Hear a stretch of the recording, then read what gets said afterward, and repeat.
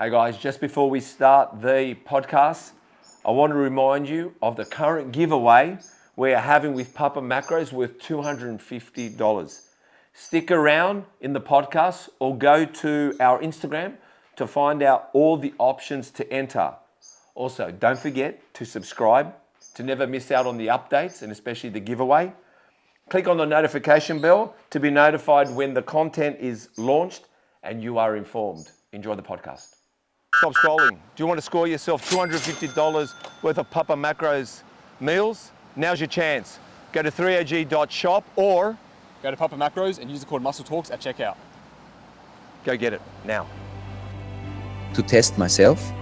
Also in the past, like I've been running 2 marathons, and I always like the hard stuff. That's what she said, right? Ego-centered way I looked at life, and I didn't know about it. I didn't know how egoistic I was before, but as soon as the baby was born, it's like switch turned on, and I wasn't the most important person in my own life anymore. Of course, everyone in Austria is proud of Arnold, of what he's achieved, of the way he speaks, and like when I visit America, everybody, especially in California, even though I don't think I have this slight accent he has, can tell it's the Austrian accent. All right, stay there, no one move. I've just got to organize, which I forgot to bring. Just stay there.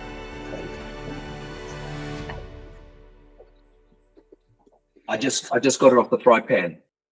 He's voted most grumpiest person in the world. Okay, not Max directly, but Austrians. He'll out squat you, deadlift you, possibly beat you at hip thrust as well. I'll give him that because I don't really want a hip thrust. He's a natural wonder, like the, here we go, the Austrian Welt, the largest ice cave in the world, which is located in Austria. He's larger than life, a true competitor at heart. He's smart, funny, witty, nice, and everything spice. He's WNBF pro natural bodybuilder, iron dentist coaching, whatever that is. It's not a tumor. I'll be back. Please welcome Max Melchard.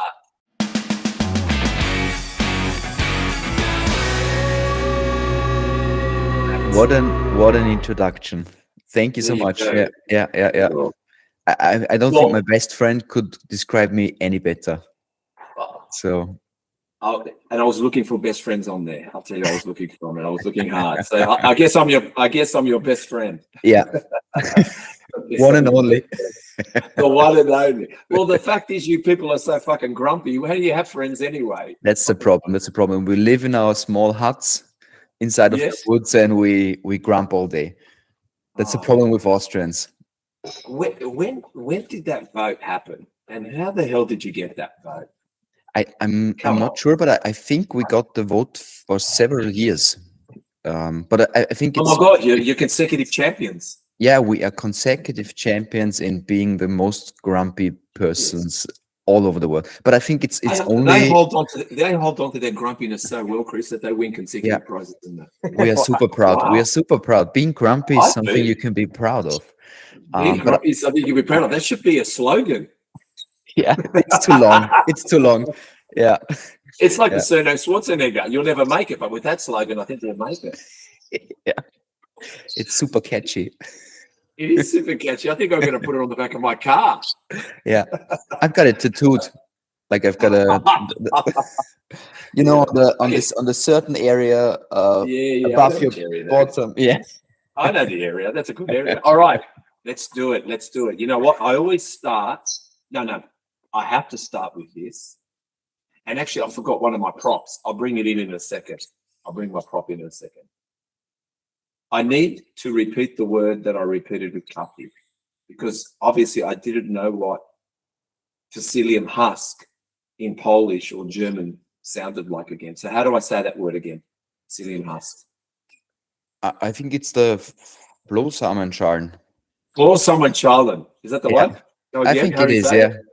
Flohsamenschalen. Low summon giant. Yeah, like flow. Flow means flea, like the small insects. Yeah. Samen is seed.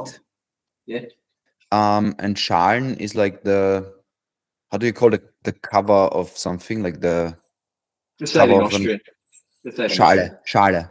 That's exactly what it is. Yeah. That's exactly what it is. Yeah. So don't say it again. I've actually got some Thessalian husk swimming inside of my coffee cup at the moment. It's the only thing I drink. All right, stay there. Stay there. No one move. I'm just going to organize, which I forgot to bring. Just stay here. Stay here.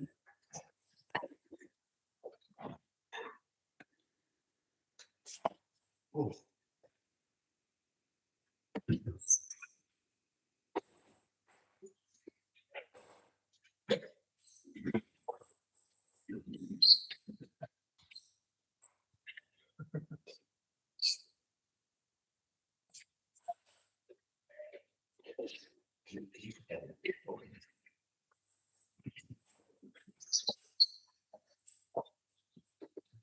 I just got it off the fry pan. Fried Perfect. yogurt.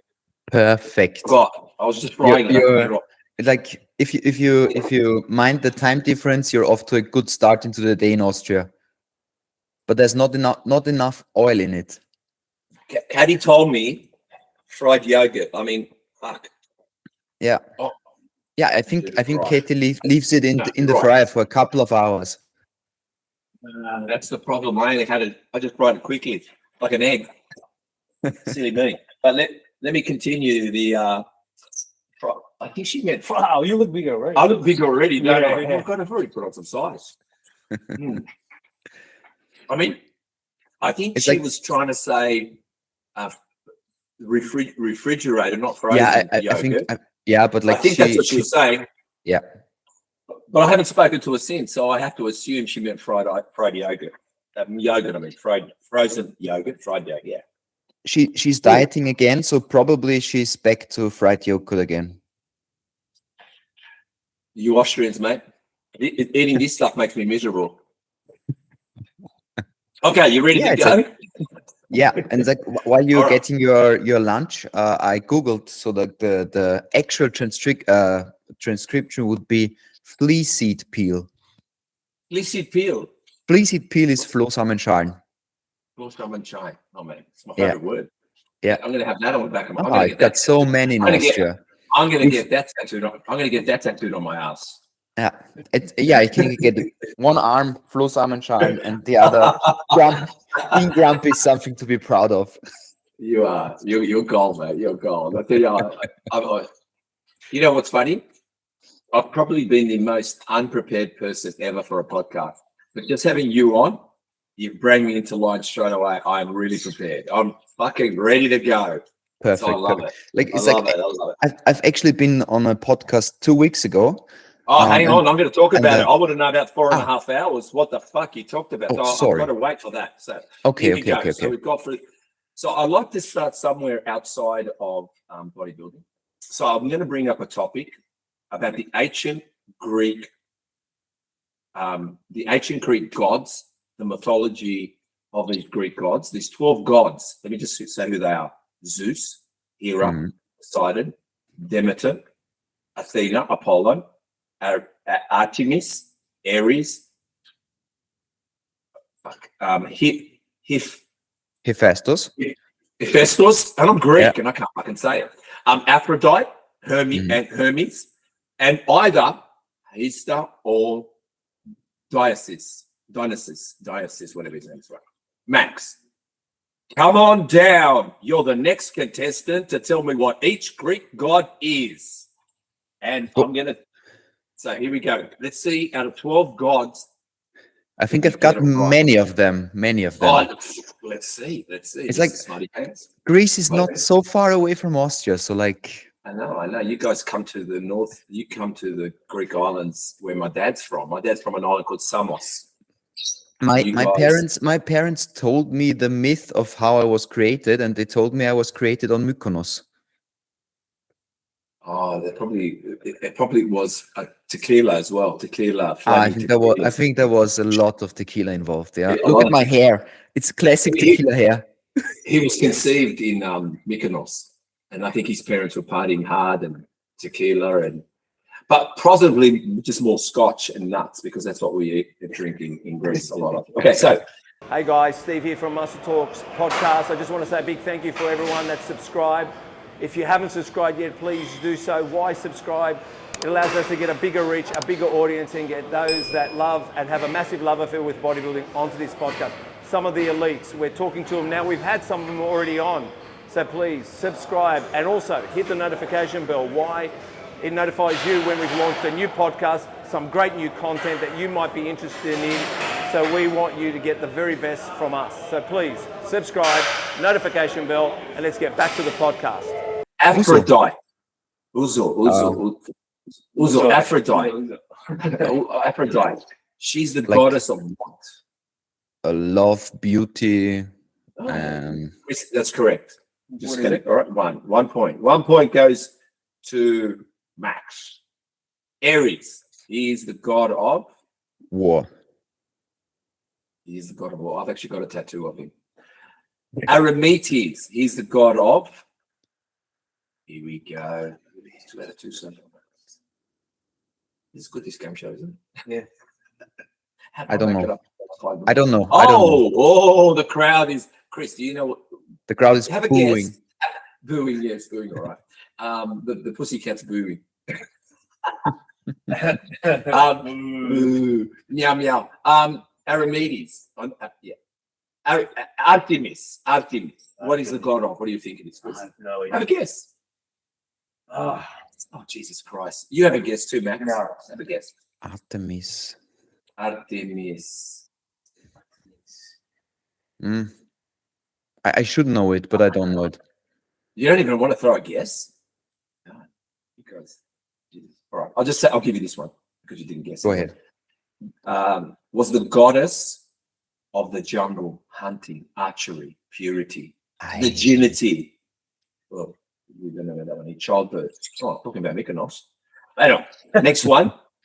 Athena.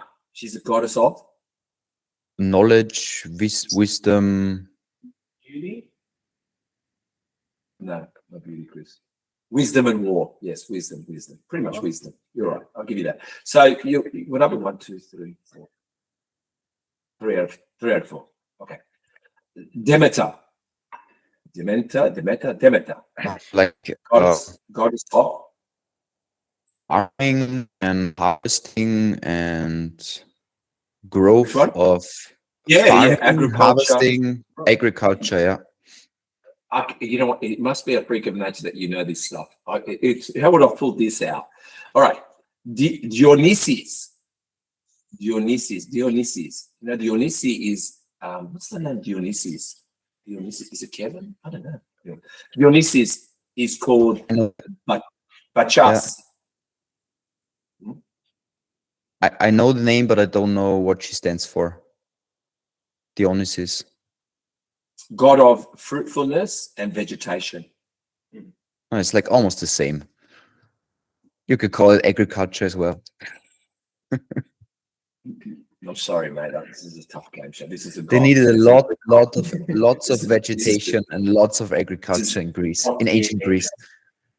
Yeah, all we knew was how to plow the land. You know, we growing up. I'll just let you know. Growing up in Australia, my dad, obviously being Greek, our backyard was 95% vegetation and 5% grass to play on. Perfect. Actually, I lied. Sorry, let me rephrase that. So you grew up in the jungle. No, yeah, 75% he had his veggie patch. 75% of the backyard was tomatoes, cucumbers, you know, everything. So 75% was a veggie patch. 10% was grass. What's that? 75, 85? 85. And 15% was and 15% was concrete. Yeah, 15% was concrete. We had to have concrete. Can't be Greek without concrete. That's how a backyard should look like. It is. That's exactly right. You said it before. Hephaestus. How was it again? Hephaestus.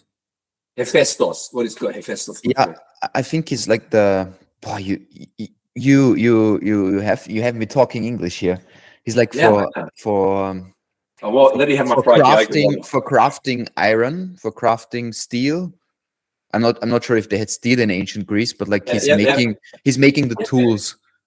He knows it, Chris. Metalworking and sculpture. Yeah. Hera. Well, I have my fried yogurt. She's the Hera. godmother. I'm not sure what. I've got it here. I've got her peacock feathers. I've got peacock feathers on my shoulder, and that symbolizes. Also, I know a story about, like, do you know how the ancient Greeks thought that the Milky Way was created? How? Like when Zeus brought in Hercules as a baby, he gave him to Hera and told her he's her son. And she started breastfeeding him.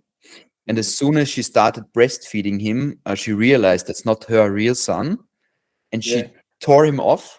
And because Hera is the godmother, and like godmothers obviously have a strong god milk, the milk splashed out of her breast and up into the sky and created the Milky Way. All right, man. I've dated a few girls like that. Yeah, back to ex-girlfriends, right? Just be careful your wife doesn't look in there. Chris, you should be listening to this. This is a very good podcast. Now I know why you have this splash of white in your upper lip beard, like your mustache. It's not like natural gray; it's like milky gray. No, it's a lot of heroes. A lot of heroes. A lot of heroes. A lot of heroes. But mate, let me tell you, this fried yogurt, I can feel the gains. I can feel the gains already. I can also see them. Yeah, no, it's been pretty good. But I'm going to get rid of this thing. Put it down here. Look at this game show has little hidden places. Okay. Oh, Jesus. Okay. Poseidon. Here we go. This girl called me Poseidon last night. Oh, that's another story. But anyway, Poseidon. Because of your trident, or why did you? God of the sea. And I think also he's a brother of Zeus. Yeah, that's correct. Had a miss. I think he's like a couple of things, but he's like postal god of messages, god of delivering messages, god of FedEx. He's FedEx. Yeah. He's FedEx. Yeah, he's FedEx. He delivers the messages. That's him. Yeah. Maybe he's Amazon. Maybe Amazon. Yeah, maybe Amazon FedEx doesn't really deliver. Doesn't really deliver. Makes a promise like everyone else. And last but not least, Zeus. Godfather. And like also weather, probably. I'm not sure. Like thunderstorms, god of thunderstorms. Yeah, he's temper affected the weather. No wonder I was called a fucking Zeus many times. Anyway, that's that story. All right. Well done, mate. You actually, out of 12, you got 11 right. No wonder you're so intelligent. No wonder you're a dentist. I think it was 10. I have to be 10. honest. Oh, yeah. Okay. I didn't know Dionysus and Artemis. So miserable and honest people, Austrians. Austrians are miserable and honest. Okay. Yeah. That's why we are miserable. It's like we will remember our mistakes. We're going to have a good podcast. Chris, this guy's warmed me up. Jesus Christ warmed me up well. All right. This March 2024, excuse me, you did 112.5 kilogram squats, 35 of them, 90 kilos bench press, 26 of them, 35 kilos deadlift, 35 of them. You mentioned you had some reps in the tank, but you didn't want to hurt yourself. But also you surpassed the second place guy by 30 reps. Why are you a show off, or are you humbly really being a nice guy and allowing the gym to run the competition fairly? Like actually it's like I didn't plan to compete. But as you guys and probably all the listeners know by now, it's like bodybuilding is like a long-term sport. Yeah, so it's like I'm in the off season since 2022. And then it was a really small competition, like a gym only competition.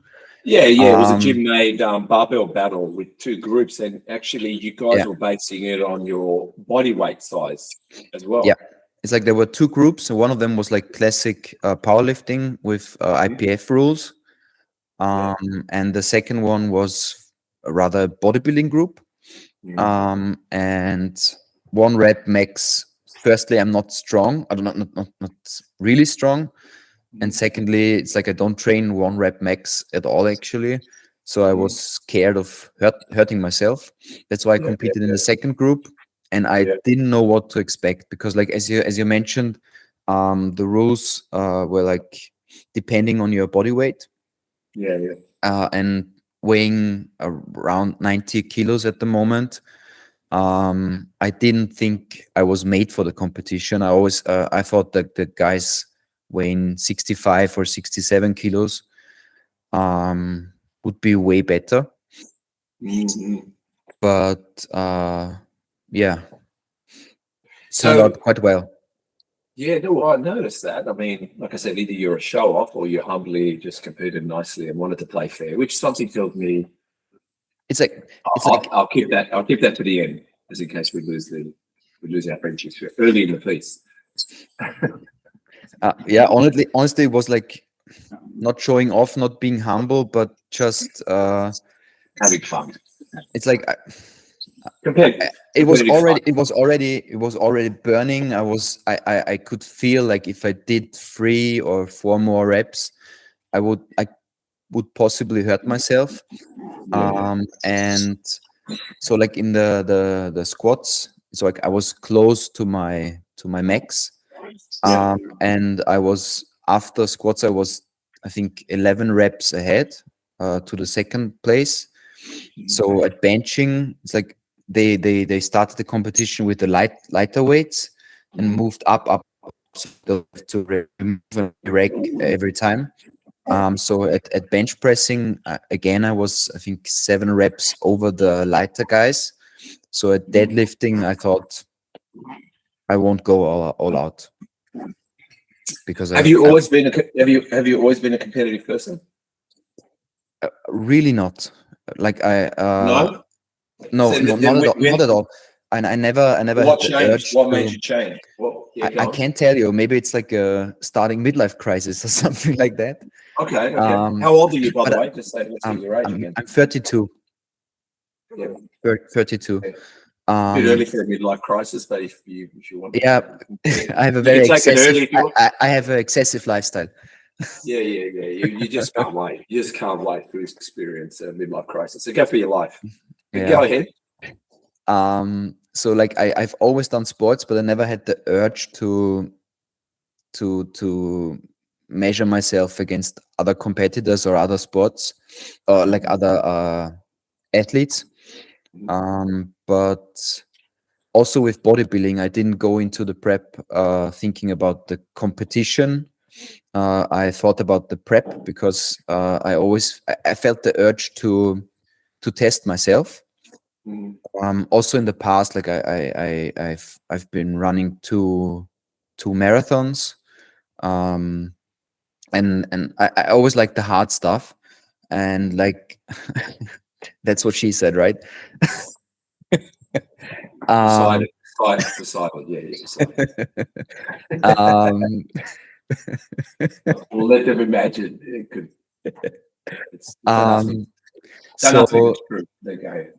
So I think Kathy also told you about Das Gym, like the gym where she trains on the weekend.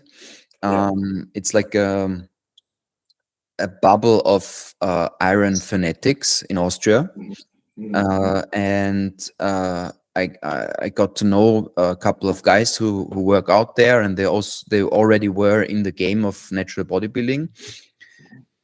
And everybody said like a prep is the hardest thing you can do, and that's the reason why I wanted to try it. And after I stepped on stage, I somehow found out like I have something inside of me enjoys being almost totally nude on a stage. And also being compared with other almost nude guys.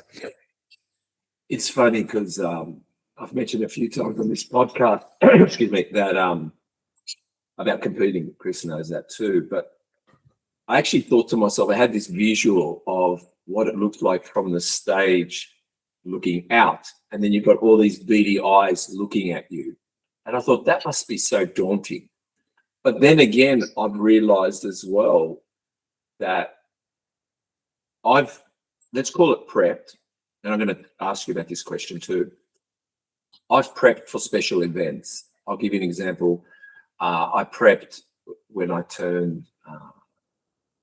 went to Europe in my early 20s. I prepped when I turned 30. I prepped when I was getting married. I prepped on the birth of my first child because I don't know why it was. And I always prepped. I always prep, but sometimes I don't. I miss the season. I prep for summer. Summer's coming. I want to look really good on the beach. All right, we're going to be, June the 1st, you start prepping, or just on spring, you got 12 weeks, you start prepping. You got 12 weeks before actual summer. Because once you start prepping in summer, it's too late. I mean, you miss the boat. I've done that many times. So I guess that thing you just spoke about, the unknown, I probably really don't know what a bodybuilding prep is like, and the extreme and challenging it can take you to, because you're going, I think, you correct me if I'm wrong, you're going into a weight class, not with the people, a weight class of your own, because you're 90 kilos right now. How tall are you? I'm about 174. What's that? What is that? Like 174 centimeters. 5 foot, 6 foot, something? What is it? 5 foot? Wow. 5'10", Wait, 1 5'11"? second. I wait. I think it's around 5. 174. 5'10". 5'10", yeah. I think we're the same height. Yeah, I'm 174, 5. Yeah, I think 5. So you have kilos, but you have feet. Yeah, we did feet. Yeah, we did feet. 5'8", around 5'8". I think you'd be taller than that now. I think you're probably anyway, because I I'm just Googled 5'10". it. I Googled it. All right, yeah, Google knows everything. I think I'm not. Everyone thinks I'm taller than I am. All right, so I'm 5. That's why I'm just telling you, I'm 5'10", 5'11", same as Chris. But you just said you're 90 kilos at 5'8". That's big, man. And you're relatively, I'm not saying you're lean. What I'm saying is you're carrying accordingly to your weight class, a lot of muscle, a bit of weight. I'm at 5'11", to be 90 kilos. I'm pudgy. Don't ask me why. So you've done very well to be 90 kilos. It's obviously taken years for you to get there. This is not an overnight success. But I know by looking at one of your comps, the weight you went down to be ripped is incredible. Like you went into the 70s, didn't you? You went into the 74 kilos. Am I right in saying that? Yeah, 74 was like, it was the lowest. Yeah, what the fuck? I the lowest I've ever gone in myself is 78 kilos, thinking that was dangerous. Imagine prep 74 kilos, like, wow. Yeah, but 74 was like over the edge for the Worlds in Los Angeles. It was the only competition I competed in where they had weight classes. And I wanted to push myself into the lightweight category because I think I looked the best at around 76 to 77 kilos. And I thought, what the hell, 2 kilos won't hurt. And they did. It's like I went over the edge from looking peeled and but still full to flat and like like nothing. Because I looked thin at the Worlds. Yeah, because I can say that again, I've never competed. That's the only thing I haven't done, but I've done everything else when it comes to bodybuilding. Just haven't competed. I've been a personal trainer. I've been natural. At 50, I took a cycle just to see what it was like. I'm 50 years old. I've got 2 kids. I can do what I like at 50 years old. I just wanted to see what a cycle was like. I wanted to understand the mythology and the mathematical equation behind it. I did. It was quite interesting. It doesn't make me want to continue it. It just made me want to understand it, like on a bodybuilding floor. But at 78 kilos myself, I was like, it's very hard. I'm just saying you get into 74 and your height could probably do it. But I was, like I said, 5'10", 5'11", and I was 78 kilos. And I'll be honest with you, super flat. Like I feel like there's nothing there. Like I don't know how. So that's what I'm saying. For me, 83 kilos is probably good. Is the baby awake? Everything's all right? No, the cat, I think he hopped on the fridge or fryer or however you might call it. Yeah, and it's right. That's right. He hopped into the frying pan. Okay, so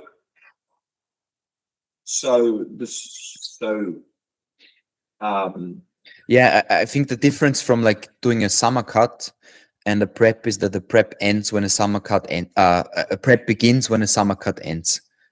So, you know, doing. You're a man of wise words, and I got to say, it is exactly what you said.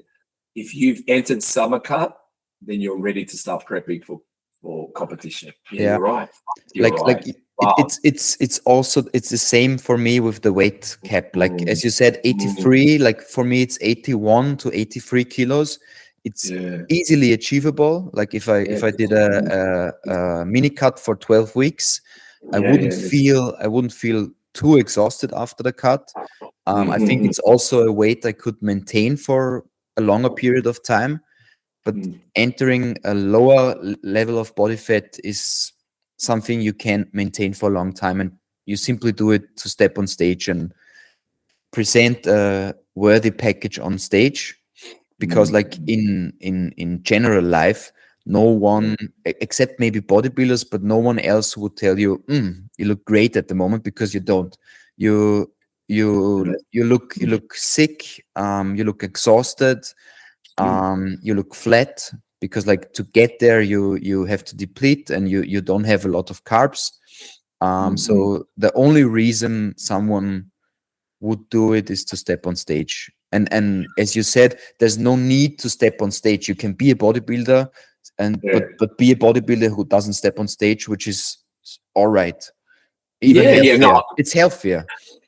Look, I think the great thing about bodybuilding, I can say to you, you like, how can I explain it? All right, bodybuilding, there's no finish line. If you haven't realized it, there is no finish line. Bodybuilding doesn't have a finish line. You probably thought at 25 there was a finish line. You probably thought at 30 there's a finish line. Now you're 34. I'm letting you know I'm 55. There's no finish line. There's a finish line if you step away from the gym and you don't train, because Mother Nature will take you back. You are completely manipulating your body against Mother Nature, meaning you're just setting yourself up new platforms, new foundations, but Mother Nature will take you back to the next one. So obviously Mother Nature won't take you back to you being 21, that body, but whatever you were in a few years back, your Mother Nature will put you back there, because you only inflated enough for her to give it to you. So you're always challenging what nature gives you, just restoring your body, your cells, your muscles, your ligaments, whatever you call it. So bodybuilding is literally a sport where you could be watching them digging your grave and you're still putting a set in, because at the end of the day, it's never ending. It's never ending. And when it does end, and you know that yourself, you always wonder when you look at someone and you go, were you a bodybuilder? Because it will take everything away. If you don't concentrate on your macronutrients, if you don't concentrate on the pump, if you don't concentrate on hypertrophy, if you don't go there and sweat, I mean, then just be human. I mean, be normal. It's okay. What I'm saying to you, but bodybuilding, I'm telling you, it's not just, the stage is a season. But what about when it's not the stage? Can you continue decades of dieting, decades of hypertrophy, decades of the love affair? And I have to say, I'm not going to give myself a rap, but that's why I love bodybuilding, because I have to go there, because it's my only place where I find homage, where I find peace, where I find happiness, but also it's the only place that gives me reassurance that I'm strong and that no one can take this away from me, because I built it. Like, no one can take my body away because I built it. They can take my money, they can take like a lot of things from me, but that's what I like about bodybuilding. That's a great space. Yeah, but that's I think that's the way you should look at bodybuilding, because at the moment, at least in Austria, there's like an upcoming trend of young guys, and they follow like successful natural bodybuilders and influencers on Instagram, and their main goal is to become a pro natural bodybuilder and have a code to insert into the stories how to get cheaper supplements and insert my code. And I don't think that's the Good Morgen. I don't think that's the way to go. I think the way to go is like the same way you just described, and it's the same for me. It's like I started working out when I was 14, and I loved the sport. Husch vorbei, husch vorbei. We won't talk Little about baby, girlfriend. 3 months old. Okay, we're going to talk about ex-girlfriends and Poseidon. We won't bring up Poseidon or ex-girlfriends. So like you were saying, and it's like the same for me. It's like I started working out when I was 14, and I never thought I would step on stage. And I think that's the only way to be persistent in the sport. You have to love the sport, and the sport has to become part of yourself. And like it's like every time, like, talking about ex-girlfriends, every time I got into relationships, I always told the girls, mind, I have a serious addiction to sports. It's like a part of me, and I can't let it go. And entering the relationships, it never was a problem. But if someone doesn't understand it, they will never understand it, and at some point it will become a problem. But for me, as you said before, the gym and the iron, and was always something I could get back to. Like life is a good thing to be part of, but it's not always like the happy, and it's not always like the you also have like downs, and you also feel uncertain, and that's a big part of my life too. I can rely on, and I can turn off my head, go into the gym, have like a session of whatever, 2, 3, 4 hours, and just be with myself. Don't think about anything but the next set, and like relax your brain. And probably the most. It's amazing. It's probably the most universal language we could have. I could come to Austria. We might not be able to speak the language, but we know what a bench press is, and we just go for it, and we train, and we probably know how to spot, probably know how to count, probably know how to motivate, probably know our own languages. I think, like I said, I love the sport. It's not, and you're right. The only thing, like I said, it's not. I don't think I'm not looking at it like a negative, because I can honestly say there's enough bullshit going on in the world already, and it doesn't stem around bodybuilding. Every person believes they are a guru. Every person believes they're a coach, and they want that everyone can lean on a stranger's Lamborghini and pretend it's theirs.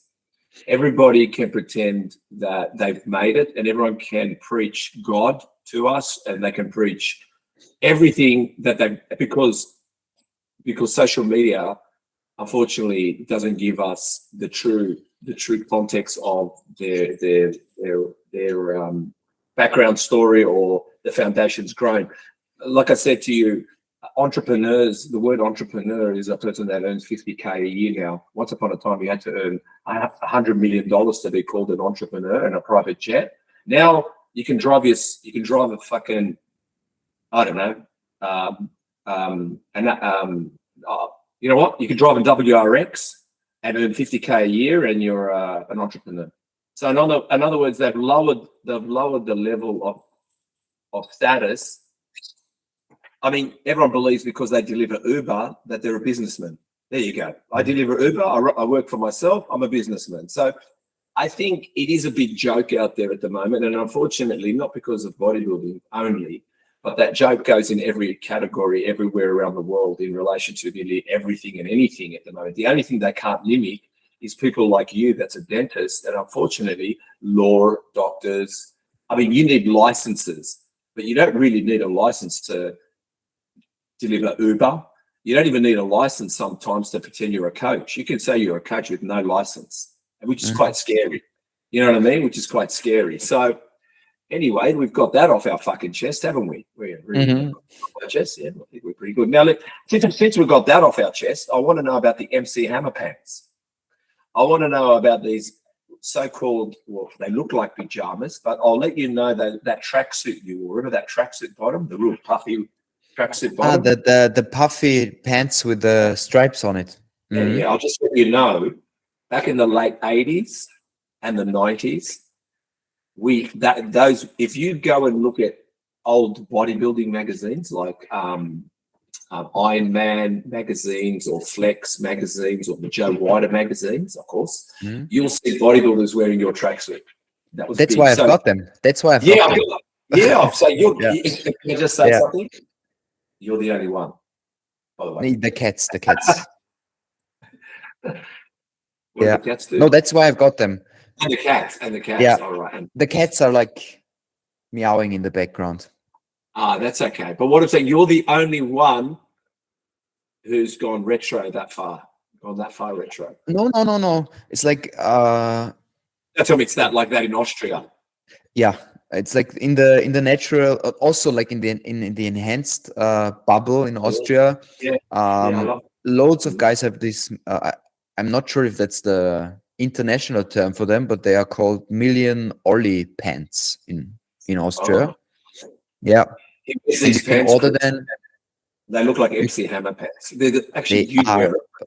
But they are so comfortable. It's like I would wear them. Oh, they are so comfortable. Yeah. Yeah, we had them in the 80s and 90s. It was the only thing we could afford because they were pretty cheap at the time anyway. They still are, yeah.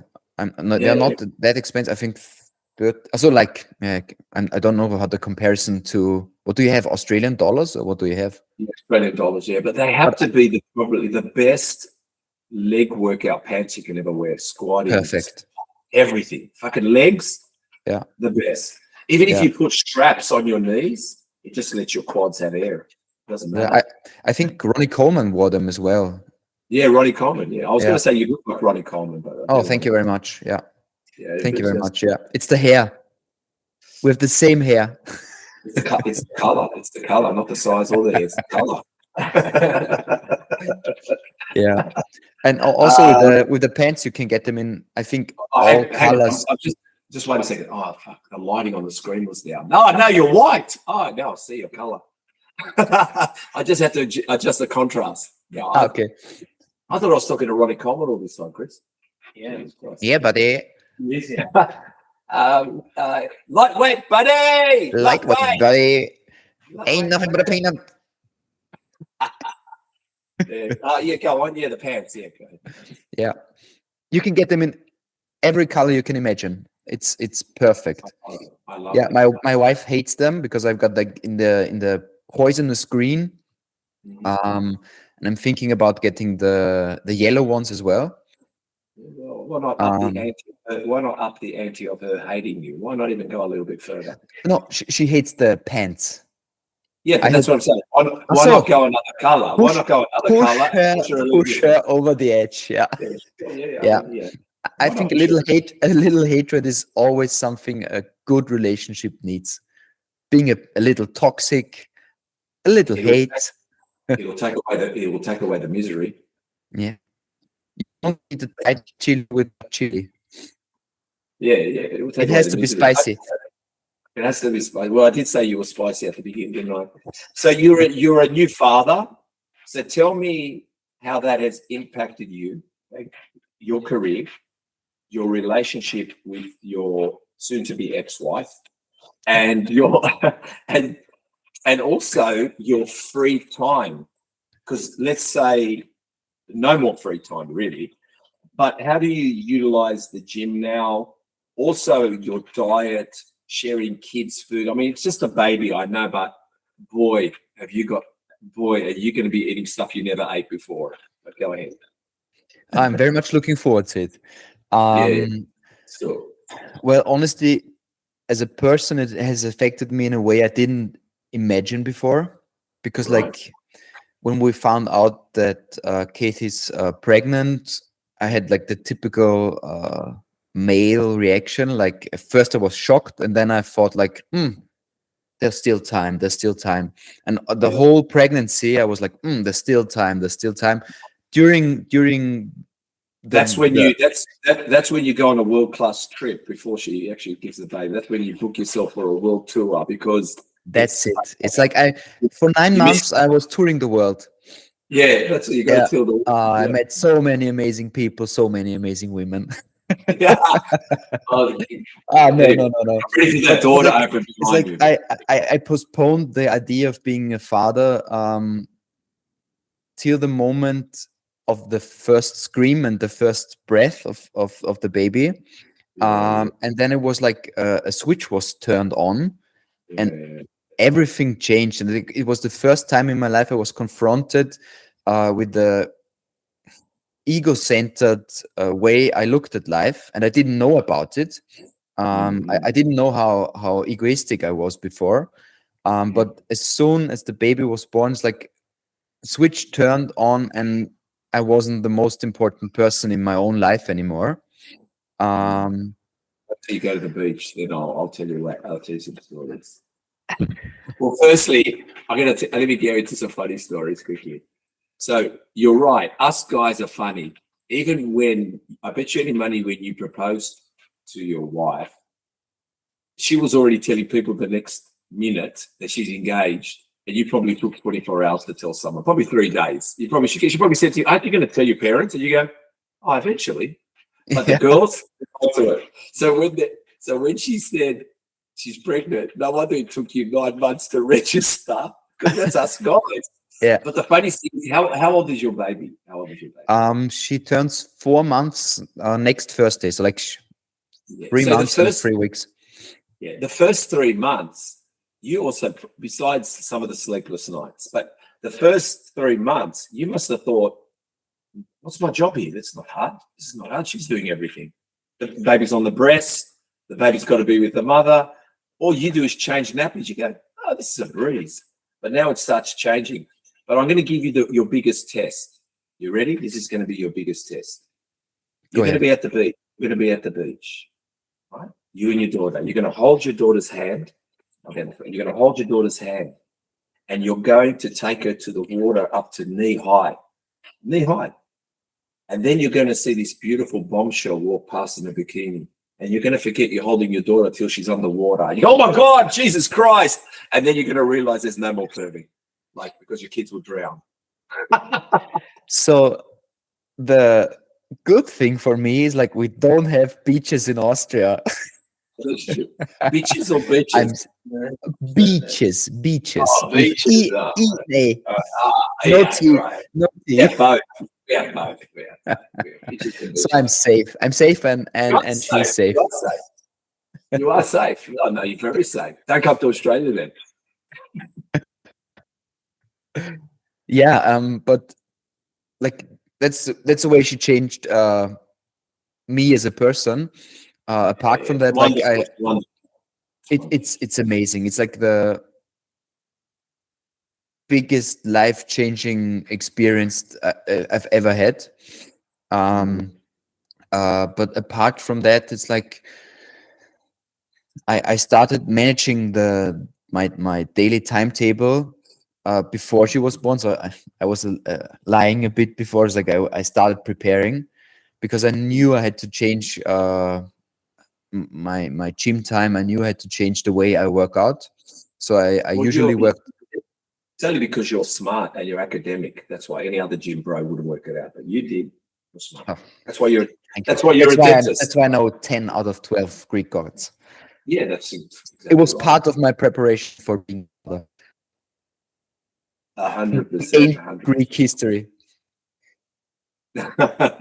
Well, you were conceived in Greece, so I'd say you're my Greek brother. So yeah. Yes. Yeah. So all right, so everything seems to be flowing quite nicely, even with parenting. Yeah, it's like free time is non-existent, as you said before. because like I started a small coaching business at the end of last year. I have like the dentistry going on. I have to manage my workouts. I have to get them in. Almost the most important part besides the baby. Yeah. And now we have like renovations going on. So we have an old house and we start renovating it next Wednesday. Mm. So it's And like you thought the yellow fraction is going to create a bit more of a hype. You're going all in. yeah, Midlife crisis. I see you got married. I'm going to mention the marriage recently. You've had this kid, and now you're renovating. You got these tracksuits, and now you're renovating. Mate, you are. yeah, it's like checking off the boxes of like a middle class 30-year-old male. Yeah. Spot on. That's 10 out of 12. All right, so you're renovating the house as well, but like I said, you seem. I said by looking at your place, and I'm going to mention some of because you are a little bit comical because of some of your expressions. But I'm going to before we go there, say you're quite academic, and I'll just let you know that in the past, most academics didn't waste their time in gyms.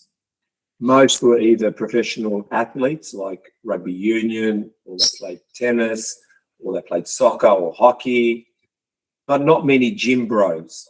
So tell us how you merged the two together, the study, dentistry, and becoming a gym bro. You said 14, so I'm assuming that was you were probably good at school anyway, but the gym was obviously you couldn't let it go. Yeah, it's like I did lots of sports before like focusing only on bodybuilding.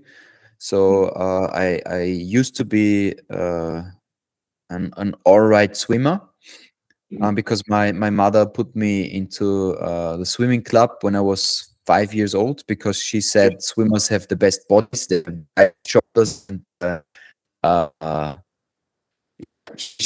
look of swimmers. So I was in the swimming.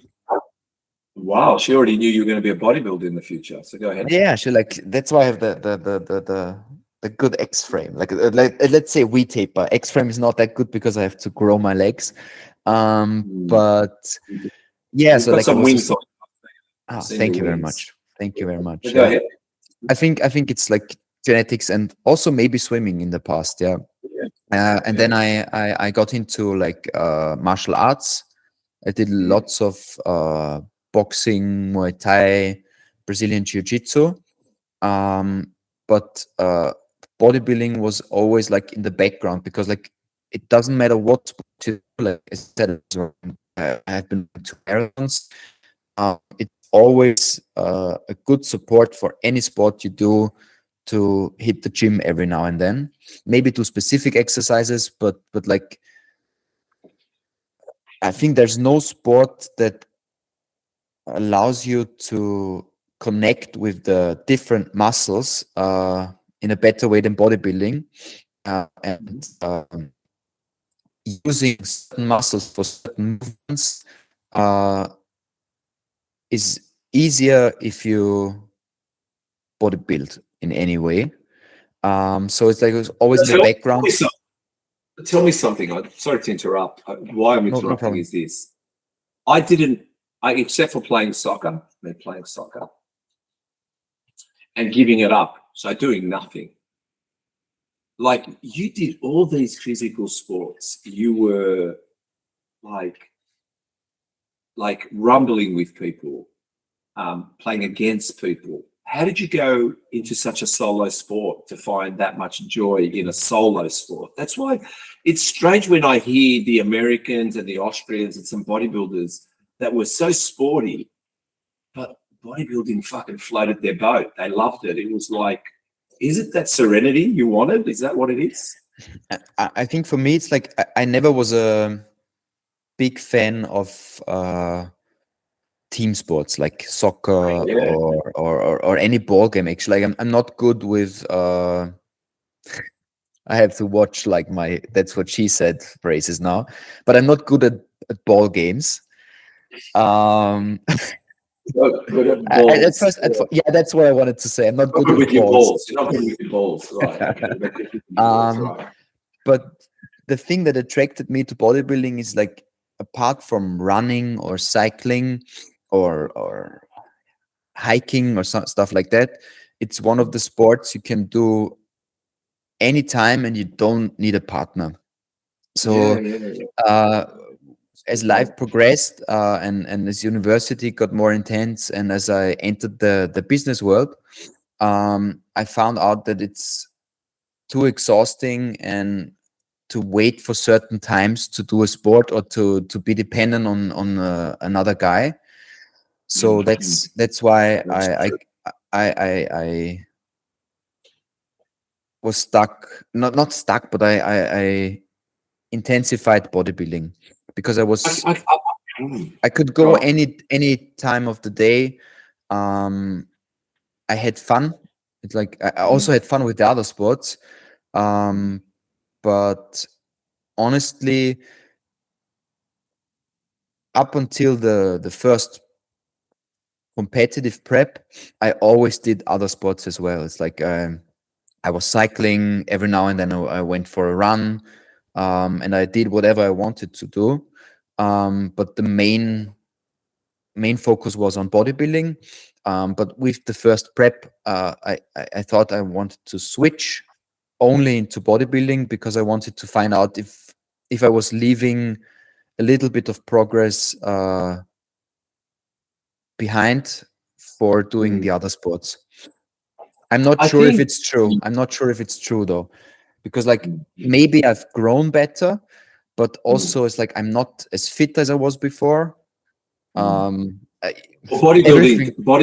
bodybuilding doesn't make you fit. We know that No, for a fact. no, But it doesn't. the one thing it does is, if you look at bodybuilding, it does embrace cycling. It does embrace walking. I don't know if it embraces as much jogging, but definitely a good walk, a good brisk Mm, walk. It does enjoy that. It does enjoy cycling, and it does enjoy hiking, swimming. Bodybuilding really embraces those things. It really enjoys, like I guess, a fast sports like playing soccer. If you're too built, is it does have its detriment. Tennis.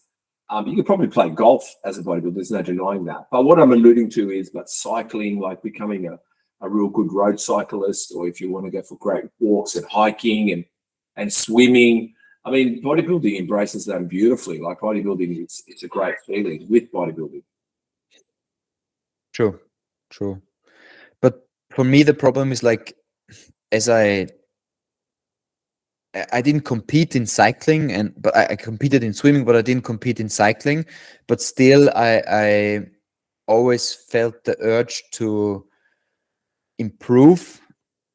So it's like I did big tours on road bike. I did big tours on the mountain bike, and I also did those sports excessively. So I have a problem. Like I have a problem with doing sports in a healthy manner. So it's like it's a problem for me to hop on a treadmill or hop on an is it called ergometer in English, like a stationary bike, like in a gym. I don't know what it's called. Never known what it's called. No, like only like the bike in a gym. How's it Yeah, called? yeah, it's Tre- actually. I think it's like called full Entscheiden. full Entscheiden. Okay. You know what the best bike is? You know what the best bike is for bodybuilding? I mean, I've No, got one, Harley Davidson. That's the best bike. The that's best bike. that's truly the That's best the bike. Yeah, best bike. That bike, has to bodybuilding. purr like Chris in the background. Yeah, cool like Chris. Yeah, yeah. If the best bike for bodybuilding, if you want to get really big, is get a Harley Davidson, because your ego then can match up to your body just on if not more, on a Harley Davidson. Yeah. We were talking about weight class. Do you know when I got a Harley. When I ride my Harley, if I'm overweight, I hate it. I hate it because I look at my reflection on the mirror at the shop. So I go, look at this fat bastard on this bike, right? Then when I'm 78 kilos and I ride it, I feel absolutely this thing, I don't deserve it. Like this, I'm a wimp on this fucking bike. When I'm perfect weight, 83 kilos, and the arms are right, everything feels good, the gut is sucked in like it's vacuumed, now we're talking. Now we're talking. You know what I mean? Now we're talking. So like your Harley is the best coach. Yeah, the Harley's the best. Yeah, the best bike. Best bike to get. Yeah, best bike. I don't know how good it is for cardio, but for ego, the best bike. Perfect. Best bike. Best bike. You said 14 bodybuilding captured your attention, but tell us, I mean, I said this with Cardi too. I mean, did Arnold lift the game in Austria, the flag of bodybuilding, the expectations of the Austrians that they should embrace this sport because he's taking it to a place where if it wasn't him, would firstly the world, I guess, but would Austria pay so much attention to bodybuilding? Well, of course, everyone in Austria is proud of Arnold, of what he's achieved, of the way he speaks. And like when I visit America, everybody, especially in California, even though I don't think I have this slight accent he has, can tell it's the Austrian accent. Yeah. As far as bodybuilding, I'm not sure. I think as soon as you enter the sport, he's something you strive for. Yeah. But I'm not sure if bodybuilding, probably in the 70s. Yeah, I think he made bodybuilding acceptable, let's say it like this. But at the moment, I think the thing that somehow harms, somehow helps, is the thing we mentioned before with the so-called entrepreneurs and social media, because like it is growing in Austria, also like the natural bodybuilding scene, which is a cool thing, but I think it's influencers, like young children see influencers from their favorite supplement as sponsored by the favorite supplement corporation. They have which is a good thing. They have enormous amount of information. As you said before, sometimes it's useless or it's even leading them into the wrong direction, but also sometimes it's very useful. And I think that's the thing that at the moment is helping the bubble to grow. But in Austria, I think I can only speak for the natural bodybuilding scene. The creation of Das Gym, that gym, I think that was the initiation of natural bodybuilding growth in Austria. Because Arnold, I have a little bit of some pet hate now with Arnold and a few celebrities, especially during the lockdowns and COVID period. Like I said, everyone was an expert, everyone was a doctor now, everyone was supposedly telling us how to medicate, which kind of disappointed me. But Arnold, I have to say that even if you went to someone that doesn't know bodybuilding and you said Ronnie Coleman, okay, what's he? Like, do you know Sean Ray? Who's that? Do you know Dorian Yates? Who's that? Do you know? But at the moment, we all know that Chris Bumstead is predominantly grabbing attention in all aspects. But the funny thing is, he's actually got 95% of his following is men and 5% are women. Right? So he's definitely got a lot of boy crushes out there. But Arnold, I don't think there ever is and will be another Arnold. This is the thing. He can't be I don't know how you'd ever replace that character, because when he went into movies, they still didn't know he was a bodybuilder. He wanted to be an actor, but now there's bodybuilders who want to be actors. He just wanted to be an actor, not a bodybuilder actor, if that makes sense. So he did all he did for bodybuilding, and it was done. And then he wanted to be a famous movie star, and that was his drive. Very hard to do that again. So I have to say that, I mean, Joe Wider,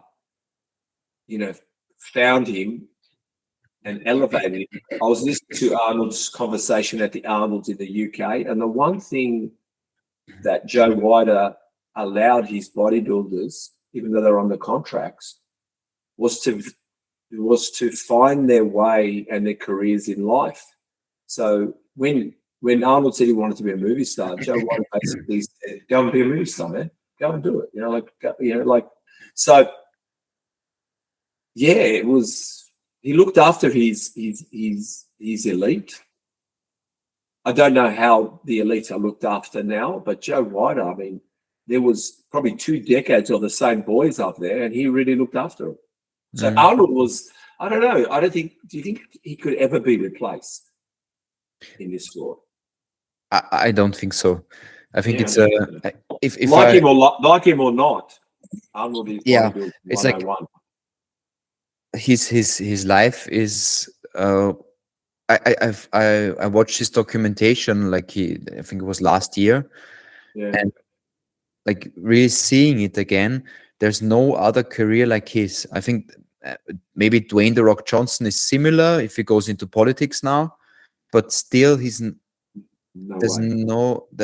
no one I can think of who has done the things he has done. And as you said, switching from one career to the next one, and being top notch of the game, like reaching the highest peak in everything he did with obstacles, like big obstacles, like the language barrier.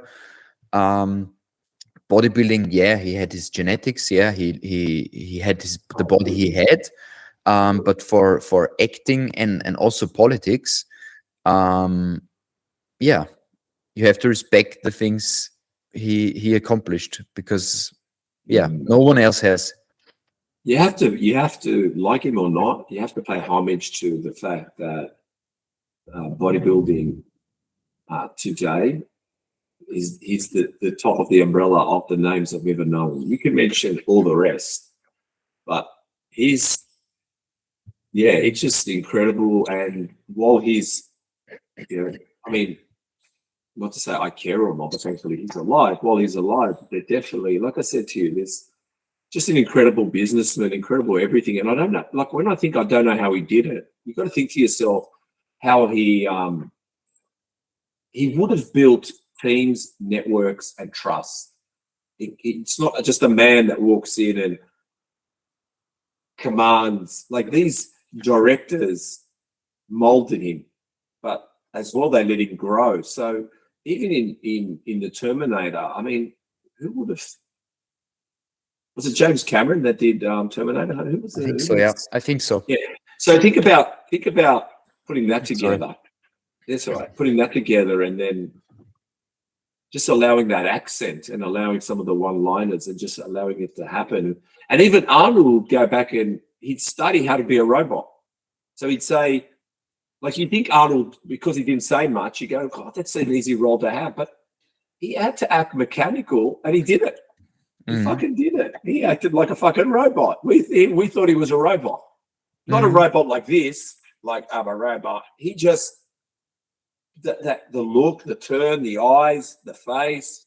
He even said the way he grabbed the gun, the way he raised the gun, he knew it couldn't be, there wasn't fluidity to it. It had to be mechanical. The guy's a star. You gotta look. I've got goosebumps just thinking about it. Just the workmanship he had to put in. So I met him though. Did you know? No, tell me more about it. Yeah, I back to ex-girlfriends. I had a like I separated from my girlfriend back in 2019, and then decided, because like also changed jobs. Like I was in a small hospital as a dentist before, and then I moved back to my hometown, where I have my own business now. So I quit the job. I also ended the relationship. It was not the part of the decision of quitting the job, but it's life. And I decided, When it rains, it pours. when it rains, it pours. Yeah. I decided that now was a good time to visit California, because I always wanted to. I had lots of holiday days left in the old firm. So I spent all of them and went to Los Angeles for 1 month. Yeah. Honestly, with the only goal to see him live in person one time. Wow. Yeah. And I did, yeah. I did. I like I got a 1 month membership at Gold's Gym, Venice. Yeah. And honestly, I lived the bodybuilding lifestyle for a whole month, where I spent, like, that's not the typical natural way to train, but I did 2 sessions a day, every Wow. day. How was it? It was amazing. I was at Gold's Gym, I Sounds think, amazing. from 8 to 10 hours a day. Because I was working out, I jumped on the treadmill, I was walking for an hour, then I went back You to. you really went on a bodybuilding holiday, didn't you? Yes, it was. It was a true I think bodybuilding holiday. Yeah. I've never heard this before. You are the first person to tell me you went on a bodybuilding holiday. Keep going. Yeah. Because I know people go to. It was also amazing. Like, some people go to Thailand and they have a holiday doing Muay Thai. I did that as well. I did that too. But the thing is, I've never heard someone go on a bodybuilding holiday, and you went to Gold's Gym, California, the mecca of bodybuilding, and obviously to see also Arnold. So keep going. Yeah, it was also like the border control was funny, because like you've been to the US, right? No, I haven't. Okay, because like if you go to the US, they are very strict at the border control, because still I was surprised by the fact, but US people think that everyone has it's the biggest desire of every inhabitant of this earth to live in the US. I didn't know that. Well, no, it's true, because think about it. We got other galaxies wanting to go to America. We've got UFOs only going to America. That's true. I mean, That's true. They I market. Yeah. I didn't mind the documentations. Yeah. I've seen them, but I didn't think about them. Yeah. Thank you for reminding me. No one wants to come to Australia, not even other galaxies, but America. Yeah, it's the spiders. It's the spiders and the snakes. Well, matter of fact, I think everything that bites you in Australia can kill you. Well, and the women. Yeah, we're probably ratings now. They're probably switching off. I have all these followers I got recently, but no, they're all wonderful. We've got the most amazing women, probably the most beautiful women in the world. Let's get going now. So when I came to the border control, there was this very strict older. I think it's police, right, at the border control. Yeah, a police officer. Usually it's border police. They call them border police. Yeah, this border police officer, and he gave me this look of like not being welcome in the US. And so like it's probably Austrian. It was. I gave him the same look of not being welcome on this airport. The Austrian look. But like then he asked me what's the reason for me coming to the US, and I said like I'm from Austria and I want to visit California and see Arnold one time. And then he started grinning, stamped it, and said, "Have a good time in the US." I know. That was great. Yeah. So all right. So you trained in the bodybuilding life. So tell me two things. Tell me, Arnold. How did you meet him? Like I said, I was there for 8 to 10 hours a day. I didn't know for sure if it was in California at all when I visited. But as you know, if you spend a certain time in a gym, you get to know the people who are there. So I think on my second day or so, I got to know Heidi, or she now calls herself Heide, Heide of Venice or of California. She's from Germany, like I think Bremen. I think it was Bremen, Germany. And she moved to California late 60s, beginning of the 70s. So she was in her late 70s when I was there. And I'm not sure, but I think like she was a former. She was really good looking. She still is a really good looking woman. But I think she was she knew Arnold from back in the days. I'm just waiting for the back door to open and your wife to smash you with something because she's thinking, who's a good looking woman? She went back into the bedroom. Okay. And I think she knew Arnold from back in the day. Let's phrase it this way. And she asked me why I'm here, and she was happy. I think she was happy to talk to someone in German. So she told me, you want to see Arnold? Yeah, he's here. He usually trains at this time. And I think it was the 4th or 5th day. He and his crew, like he always. Do you know Ralf Müller? Stop scrolling. Do you want to score yourself $250 worth of Papa Macros meals? Now's your chance. Go to threeog.shop or go to Papa Macros and use the code MuscleTalks at checkout. Go get it now. So you were saying that Arnold turned up and you knew at that moment, maybe this is his place of serenity. Maybe it's not a place where he comes and trains and gets away from the world, and all of a sudden here comes Max. Yeah, because there are so many. There were really loads of day pass guests at Goat's Gym, only coming there to see Arnold, to talk to him, and as soon as he entered, there were like this group of swarm of guys talking to him and asking him, and like also like the receptionists at Goat's Gym tell you if he comes, leave him alone until he finishes his workout, and then you can talk to him.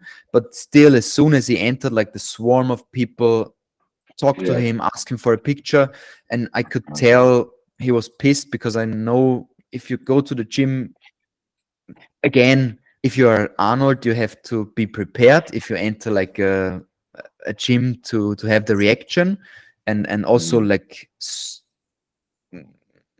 you know it's going to happen. But still I rethought and thought, no, I'm not that guy. I'm not a group of the swarm of guys who asked him.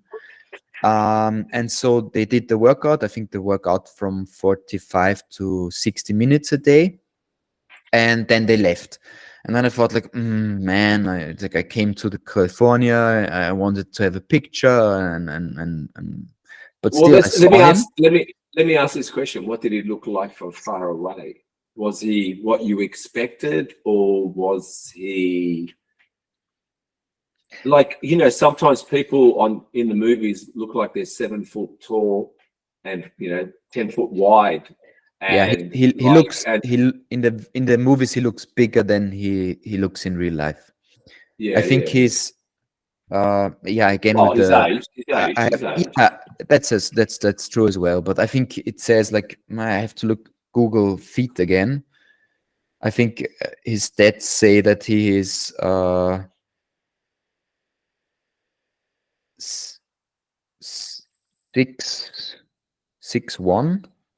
Well, that's pretty tall still. But I don't think he is. Oh, you think they may have made up a little bit of height? He was more around 5'10", something like that. Yeah. Because I saw him in a photo with a bodybuilder, and I kind of noticed the bodybuilder's 5'10". I think Jay Cutler's 5'10" or something like that. I don't know. Maybe I'm wrong. But when I saw him standing next to a bodybuilder, they were around the same height. So I was questioning how tall. Anyway, maybe it was the leather boots in Terminator. maybe. Yeah. Anyways, but on his way out, Heidi was there as well, and she ran up to me and said, like, "What's up? He finished his workout. He's leaving, and why don't you talk to him?" And I said, like, no, there were so many people talking to him, and I want to leave him alone. And like, yeah, that's it. And then she ran after him and said, like, "Hey, Arnold, there's a fellow Austrian dentist. He'd like to meet you." And then he said, "Yeah, come up and we have a photo." And it was like day 4 or so of my stay. And then over the next couple of weeks, like I almost saw him every day. I almost saw him every day. What did he say to you? What did Arnold say to you? Not much. It's like just a couple of phrases. Also during the workouts, like it was the classic gym talk. It's like, how many sets do you have left, or can I jump in? Like I fell in love with the donkey calf race. Oh man, it's hard to find. It's hard to find that machine. Yeah, and donkey calf races. Love as well. And so it like every time I was using it, he came up to me and was like, "Well, how many sets do you have left?" Sometimes in English, sometimes in German. But what was cool was that Ralf Möller, because like in the German Austrian area, you still kind of know him. He's a really big dude. And he was talking to me a lot. We also, like, I have his phone number. And we did a pool session together. Wow, that was awesome. Yeah, he's in his 60s now. It was late 50s back then, but I think he weighs more than like 110 to 115 kilos due to his height. So it was a good workout. What was his name again? I just try to remember the German. Möller. How do you spell that? What's it? I can look it up. Ralf. Genau, RALF. Yep. Then an MOE. Oh, Ralf Möller. Möller. I think he played in Gladiator. 1 minute. Oh yeah. Oh yeah. I think he played in Gladiator with Russell Crowe. He did. Yeah, I can see. Oh, he played. Oh my God, yeah, he did play Gladiator. He was amazing. He ate. When the Gladiator was about to have a sandwich and they thought they poisoned him in Gladiator, he bit into it and he pretended he was choking. Yeah, that's him. Yeah. Yeah. Okay, now I know. I wanted to make sure it was fair that I knew who you're talking about. Yeah. Wow. I mean. I also have a picture with him, and it's like I look like a dwarf. It's like he has his bicep up, and it's like my head ends in his armpit. You got a good arm. Actually, you got a good body, buddy. You got a great body. Actually, you know what? His body reminds me, Max's, of Peter Hardwick. You know Peter Hardwick? He trained Cutty in the posing. You know Peter Hardwick? He's got a great body. He's a natural too. I think Pete Hardwick has a way better chest cavity.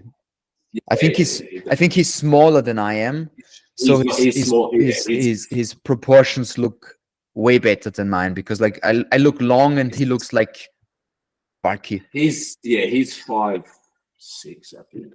I don't know what he is. But yeah, no, he's got a mate. But like I said, but thank you very much. Thank you very much. No, you do have a good body. I actually, like I said to you, it's hard to differentiate what you look like in an off season and what you look like in a high season. But you did. So might as well ask, when was your first comp? How many competitions thereafter? What were your highs and lows? And I'm just having a rehear of my question. What did each comp teach you? And going to every comp, was there a certain foundation you went in with, like a certain way to, that's how you entered this competition? So my first competition was, I think, September 25th in 2022. Okay. In also in, I think Katie was in Birmingham as well.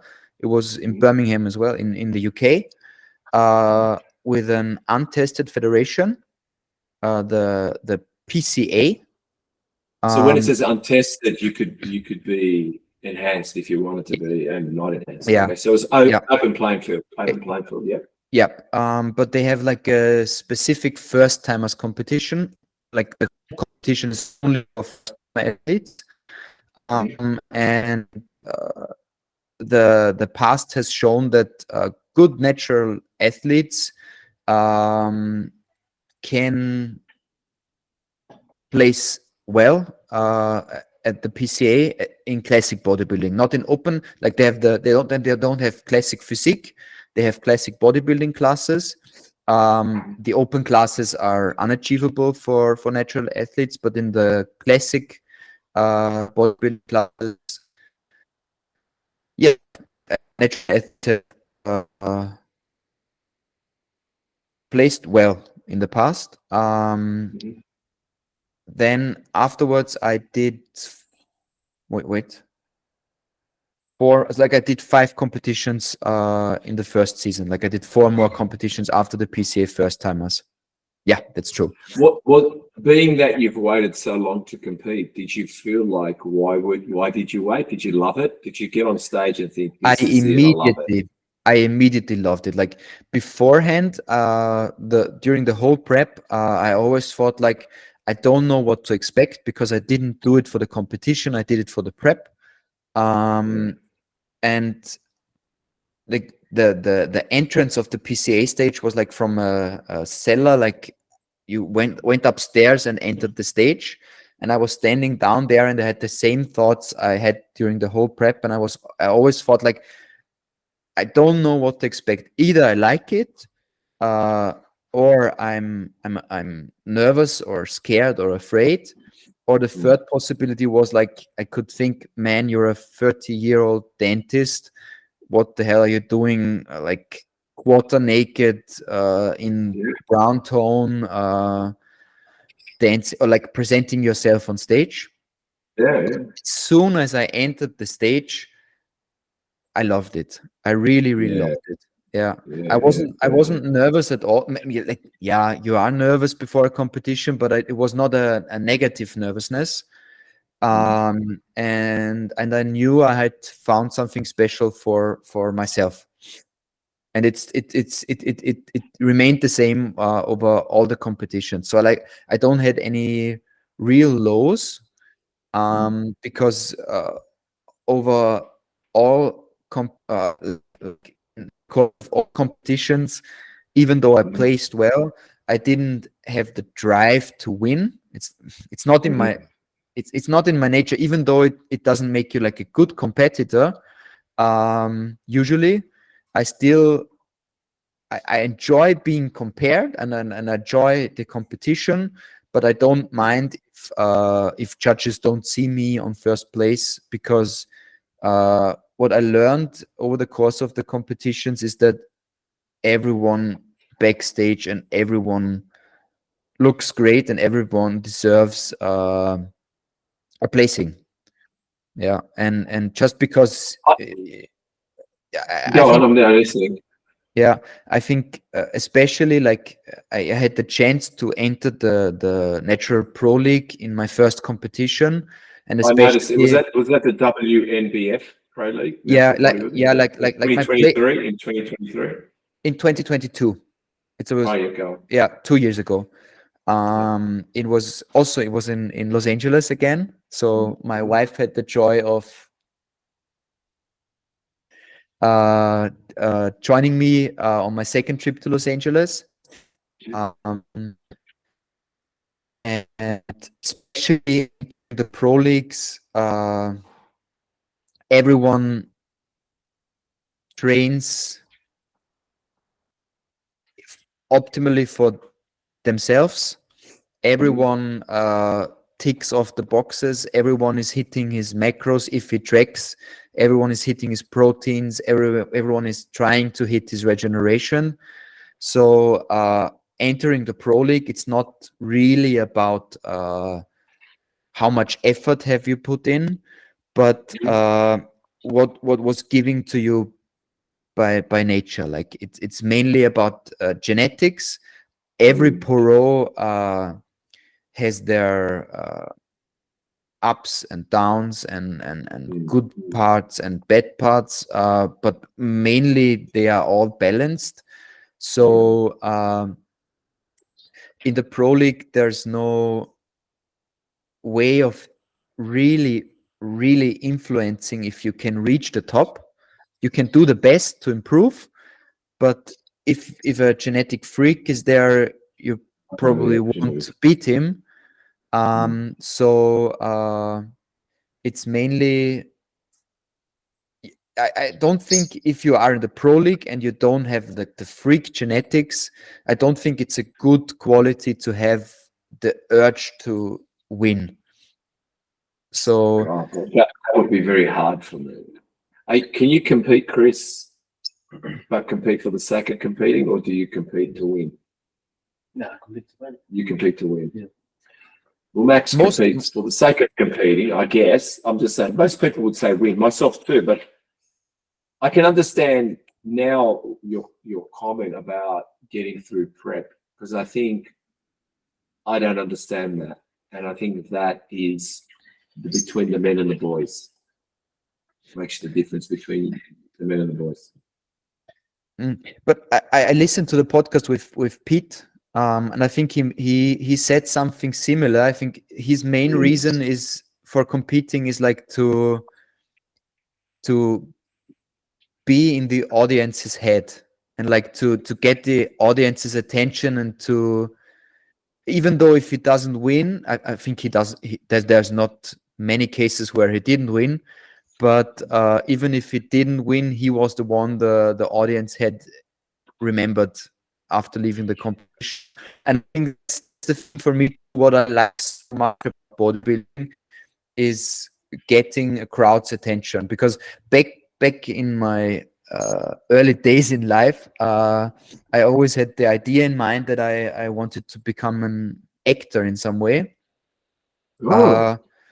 So in school, I did a speech competition, like a spontaneous speech competition, and that's when I realized like I'm humorous if I talk to one or two people, but I have a problem with talking on stage, because like talking alone on the stage with no immediate reaction makes me really nervous.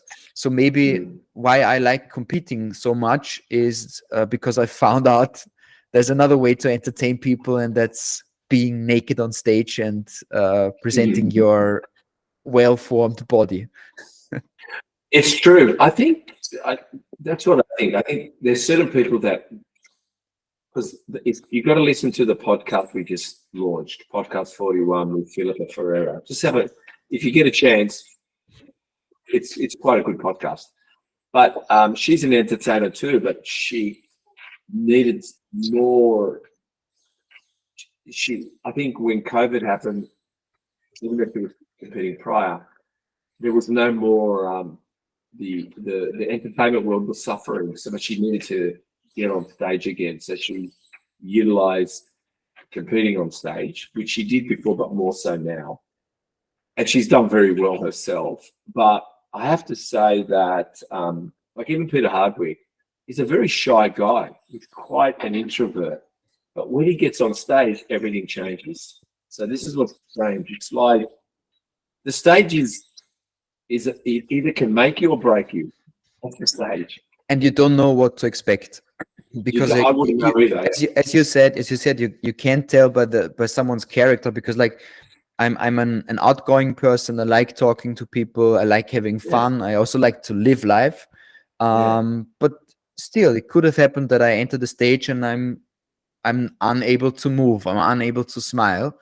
And on the other Well, hand, there are people you who did don't. say it tested you. You did say it tested you because when you were put on stage, I think for some kind of you said debate. I'm not too sure what it was, and it was a group of people. You said you were a bit taken back from that. Yeah, I'm not sure. Maybe it was my age as well, because I was, I think, 14 or 15 or something like that. Oh yeah, mate. Look, mate, what I'm saying is, but you posing half naked made you happy. Yes, it did. Yeah, like so. In other words, you didn't have to open your mouth. You just had to, hit the pose. You just had to hit the pose. It's the Austrian way. Catchy phrases, moving mechanically like a robot, and showing off your half naked body on stage without talking. Basically, a grumpy person. Basically, Yeah, that's it. That's it. But I read here that you're a WNBF pro natural bodybuilder. But tell us about that. But I noticed that the post I saw was 14th of the 7th, 23, or is that when you've posted it? So it happened in 2022, did it? Yes. So like, I back to the competitions. Like also, like I said, I'm not competing to win, but talking from a good point of having a successful competitive season. So like the PCA first timers competition I did in the Birmingham, again, it was the untested federation. Yeah. I won the classic bodybuilding class, and I also won the overall. And I think, I'm not sure about that, but I think I was the first natural, at least in Austria, I was the first natural bodybuilder who won the PCA first timers competition. Then I went to Birmingham again, and I did the WMBF UK, because we don't have a WMBF in Austria at the moment, or like we never had, but maybe someone will found it. And I did the novice class because I competed at the PCA first timers before, and was still allowed to compete in the novice class.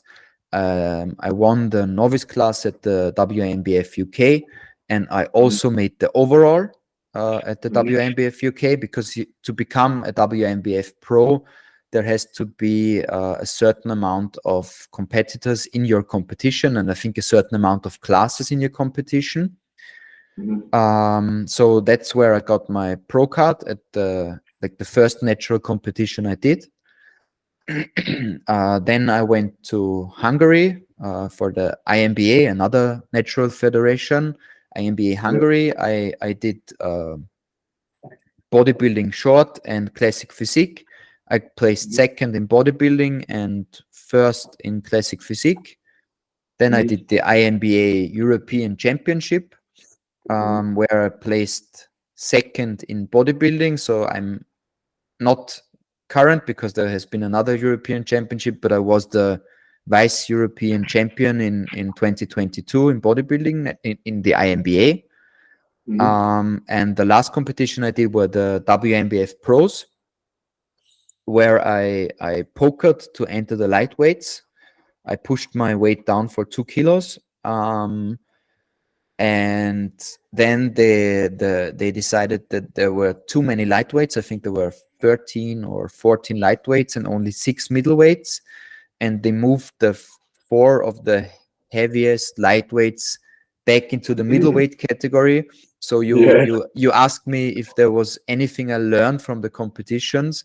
It was especially at the WMBF Worlds, because my coach told me, you don't do that. If you are in good shape, you don't push down weight. You stay the way you are and hope you don't fade away.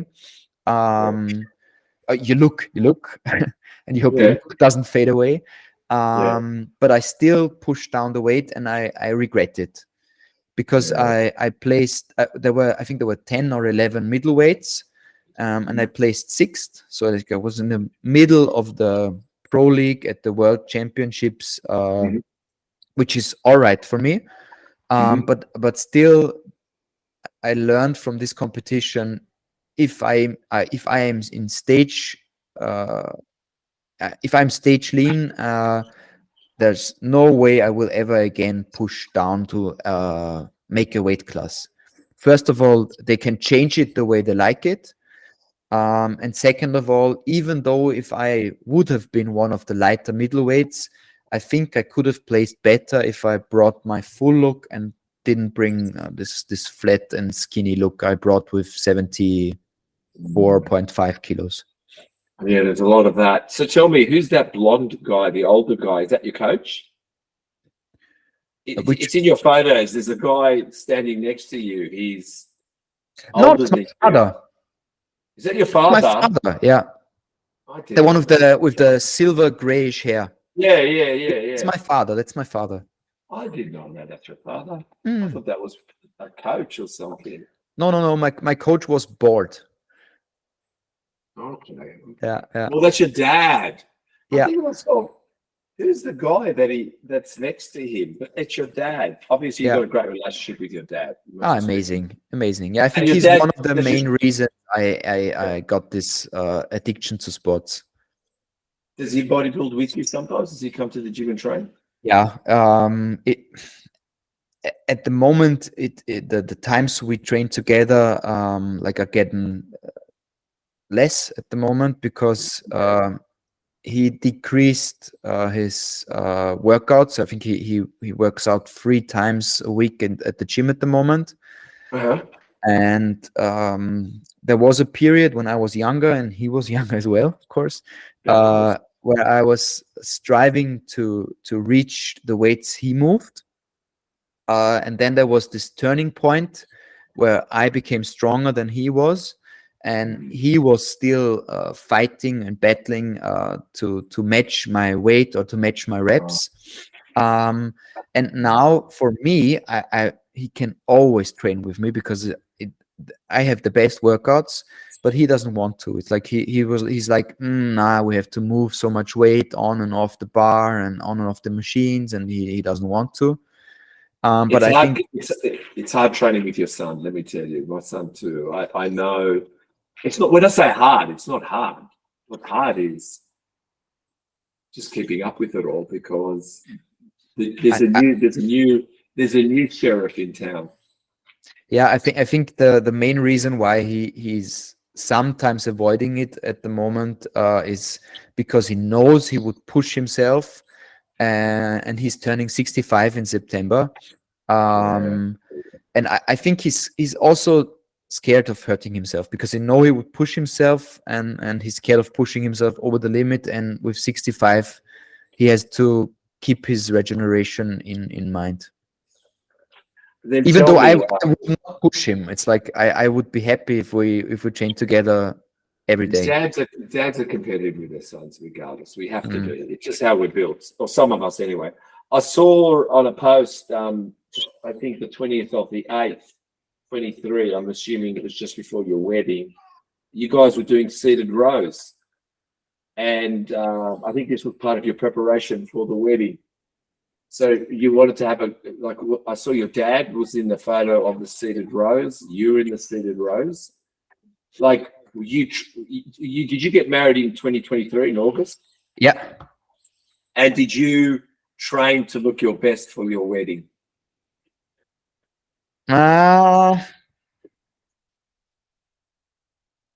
It's like I trained before the wedding, like a classic arms and chest workout.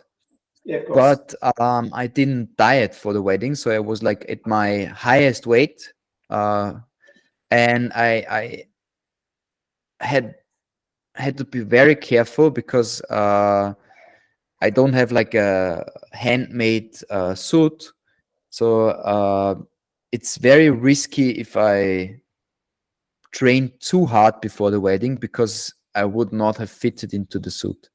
Oh, so obviously, like yourself, like here in Australia, in Austria, you have your off-season clothing and your on-season clothing.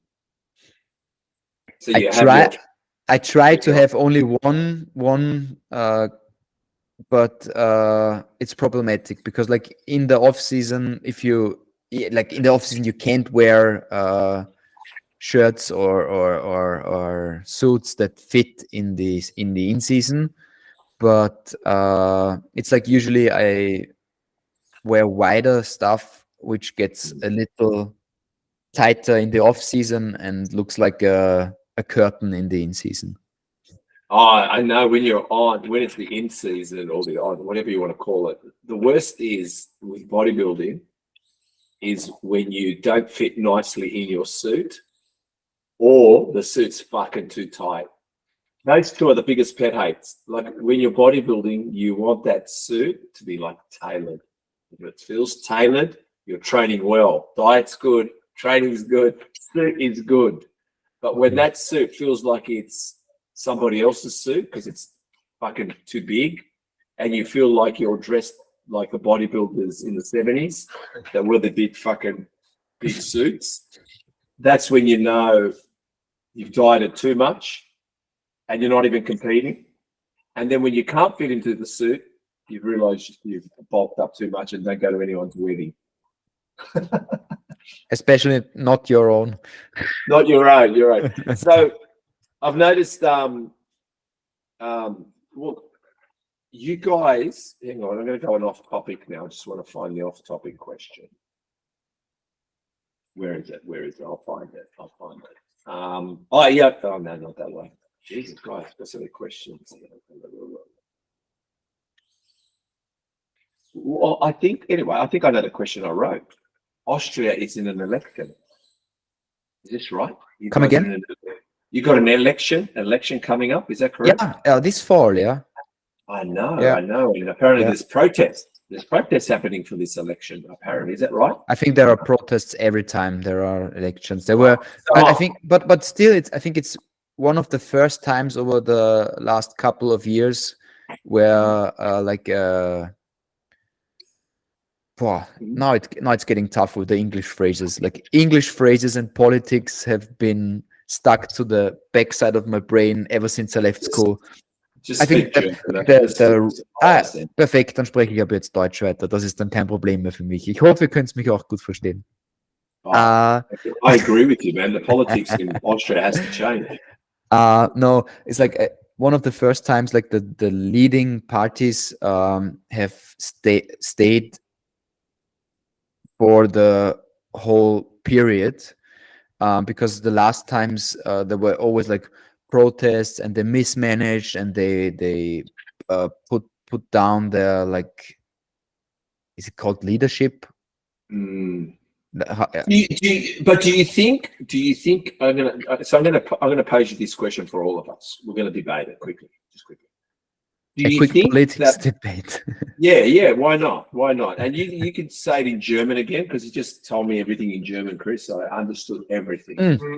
I just said like, okay, perfect. So I will switch to German, because it's way easier for me to talk that way. I didn't say anything about politics. Oh, well, I'll get Chris to edit that out. It was about politics, Chris. Doesn't matter what he said. It was about politics.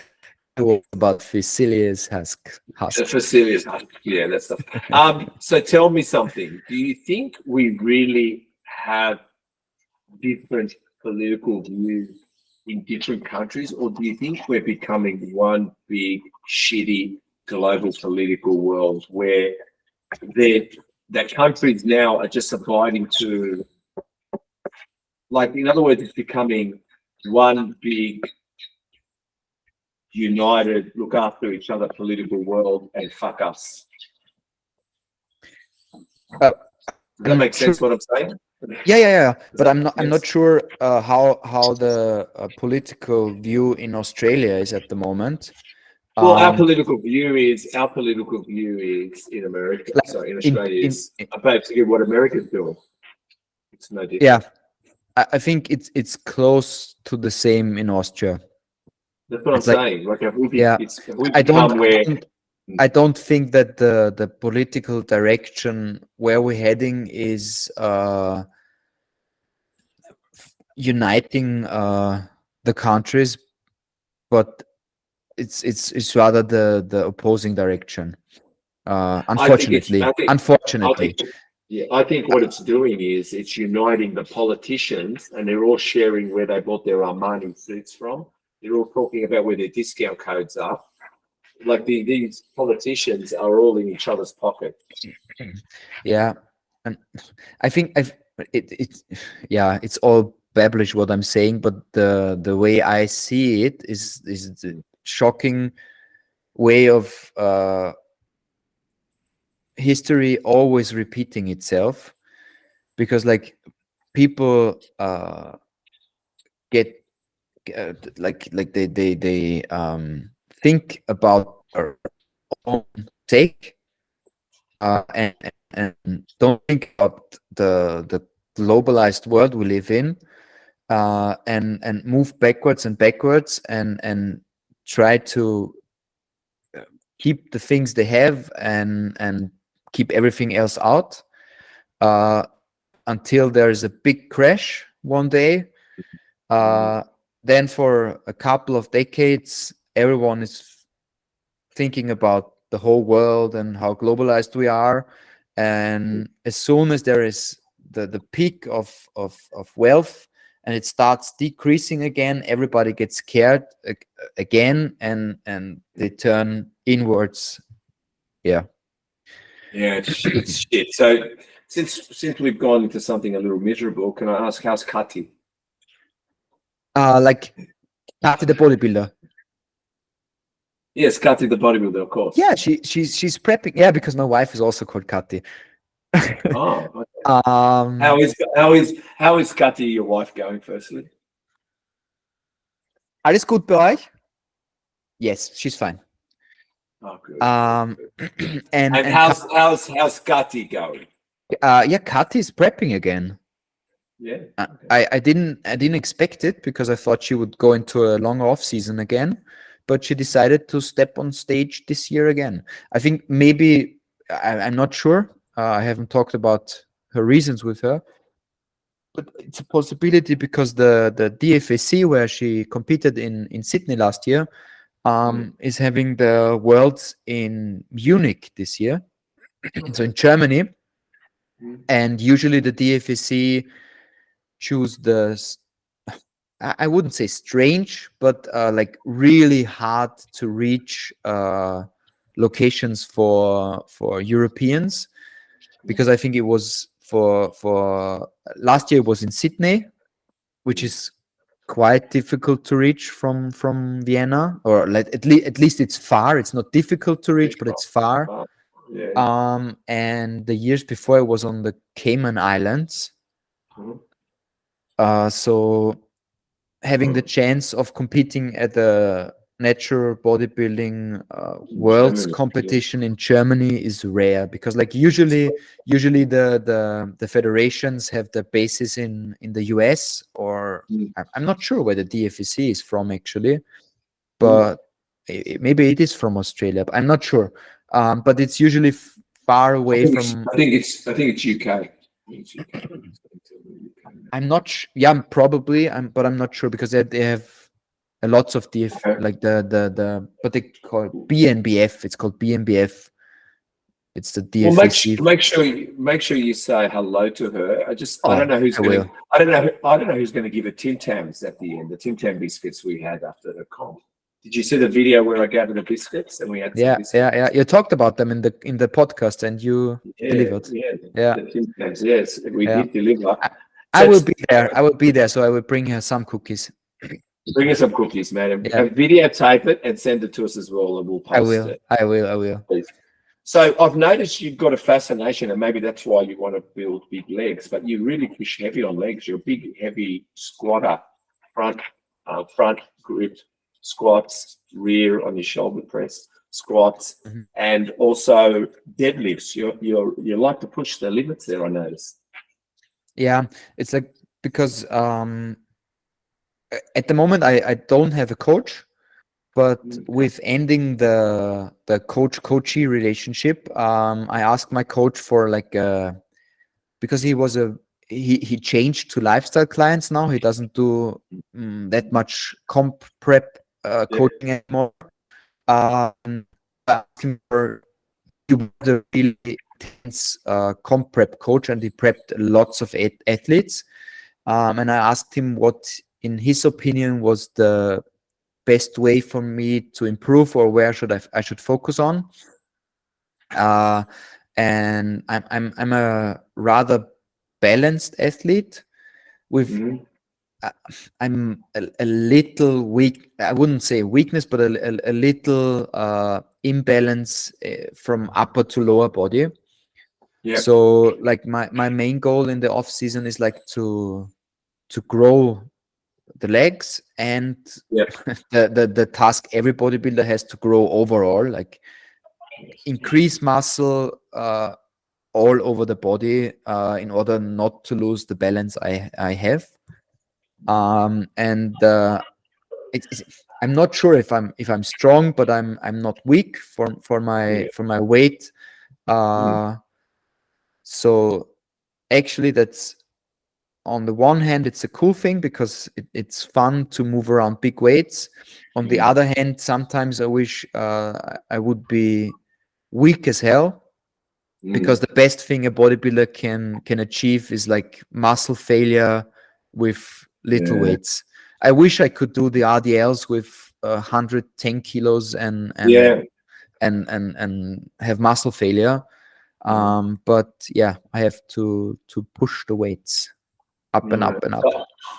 I noticed It's quite tough for the lower back, actually, because you probably noticed as well. It is tough for the upper back, but you probably noticed I ran a poll recently on the stories of Muscle Talks about the glute press, the good old what's it called, that machine? What's it called again, Chris? Hip thrust. the hip thrust machine. Yeah. Yeah. I noticed you do a good hip thrust. I'm just wondering how manly that is, like. And so I ran a poll, and we said it's zesty. It's a little zesty. Zesty is a bit juicy. It's a little juicy, right? It's zesty. super juicy. It's super juicy. So yeah. I ran a poll, and I said, should men do hip thrust? And it came in as yes. I think 86%, and I think we got 15% said no, and then the last bit of the percent said just do it quietly. Are you doing it quietly?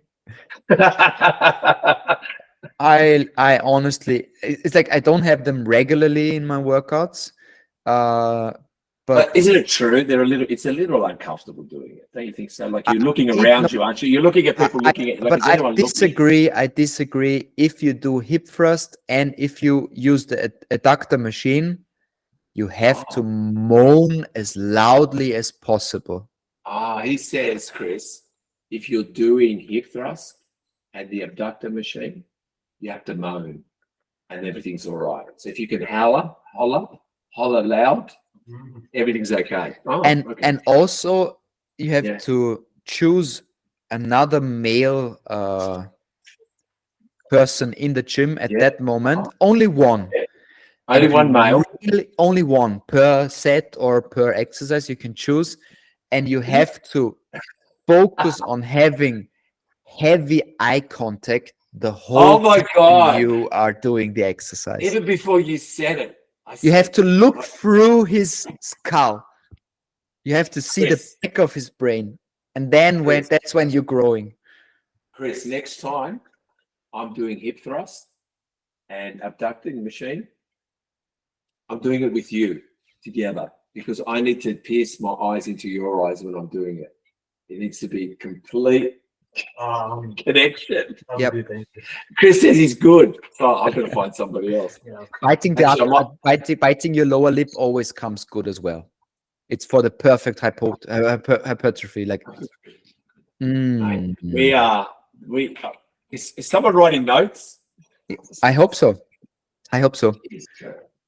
Okay. See, if I ever get my supplement code and become an entrepreneur on Instagram, I can look out all the tips. The most important tips to grow big glutes. you are. Look. I mean, I've learned something now. So you're quite comical, I've noticed. With and your song choices. Have you always been a larrikin? A what? A larrikin. Oh, you don't know what a larrikin is. No, So it's you're a quite. leprechaun. What was that? A leprechaun, right? Like No, an no, Irish. no, no. No, larrikin. No, larrikin. It's an Aussie slang. So you're quite comical, funny, and your facial, your facial expressions, your, song of choice that you play in the background, or you play for the clip. What I'm saying, have you always been a comedian? I think so. Yeah. It's like I am able to think and to talk about serious stuff in life, and Yeah. I'm well aware of the sad things in life. But I think a good way to cope with knowing about sadness all over the world and sadness in life is to be cynic, to be humorous, and to not always. You shouldn't push off or push away like the bad things in life, because then you live in neglect. But humor and is a good way to enjoy most times in life, and especially in communicating with other people. I tend to have a humorous part in it, in order for both parts to enjoy the communication a little more. You seem similar to myself.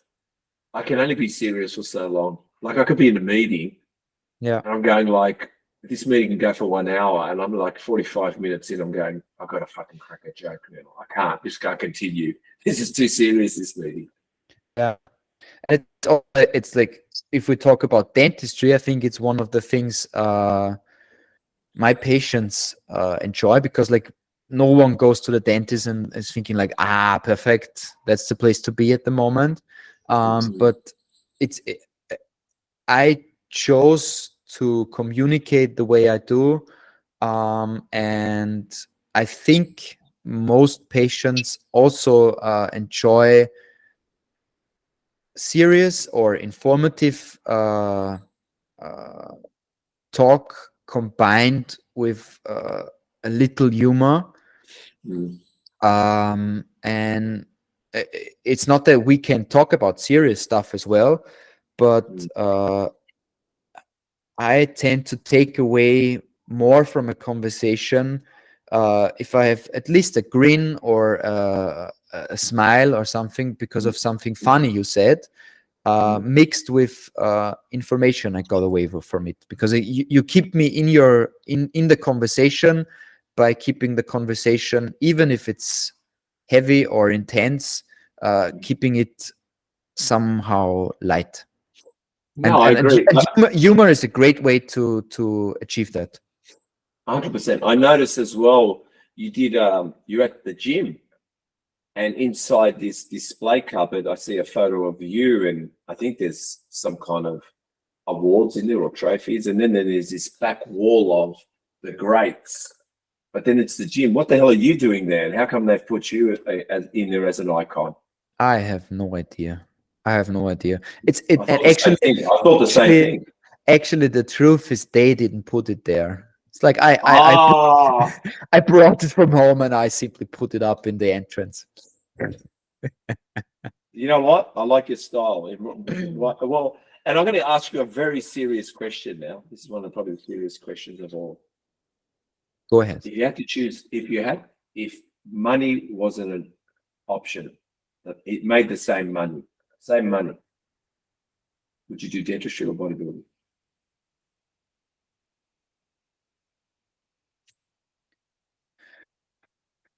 So like money is guaranteed to be the same way, because No. I wouldn't want to do bodybuilding if I had to do it to earn. If I had to earn money, if I had to earn money through bodybuilding and it wasn't guaranteed, I'd probably stick to dentistry.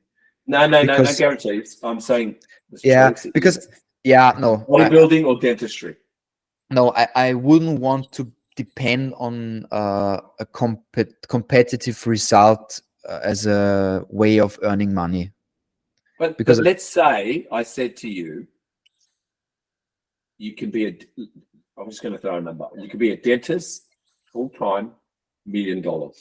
You can be a bodybuilder full time, $1 million. Which one? still both. I wouldn't want to leave. Oh, okay. I wouldn't want to leave Yeah. dentistry because it's as every job there are ups and downs, and sometimes you enjoy it, and sometimes you're like another day in the office. Well, I guess the comical side wasn't going to make it like we think about. Like if it was just everything was the same, it was fun. It rewarded you. It paid you. It paid your bills. Everyone's happy at home. You're happy. Everything's good. Everything's guaranteed. Bodybuilding or dentistry? I think I'd stick to dentistry. Okay, wow, that's amazing. No, that's good. Yeah, That's all I want I think to I ask. stick to. Thank God. Yeah, It took an I'm hour not sure. to get that answer, but we got there. Yeah, it's a tough decision. It's a tough it's a- decision. it's It's like it is the tough. problem is like making your like it's my true passion, but making true passion your job is a difficult choice. Maybe you have to ask me again in a couple of hours if I had a couple more hours to think about the question. Good question though. Thank you very much. Thank you. I thought it was one of the best. Going to an off topic. AI, artificial intelligence. Are we going to become extinct? Should we utilize AI completely now, or should we push it to one side a bit and stick to the fundamentals? And am I wasting my time writing this script when I could have got AI to do it?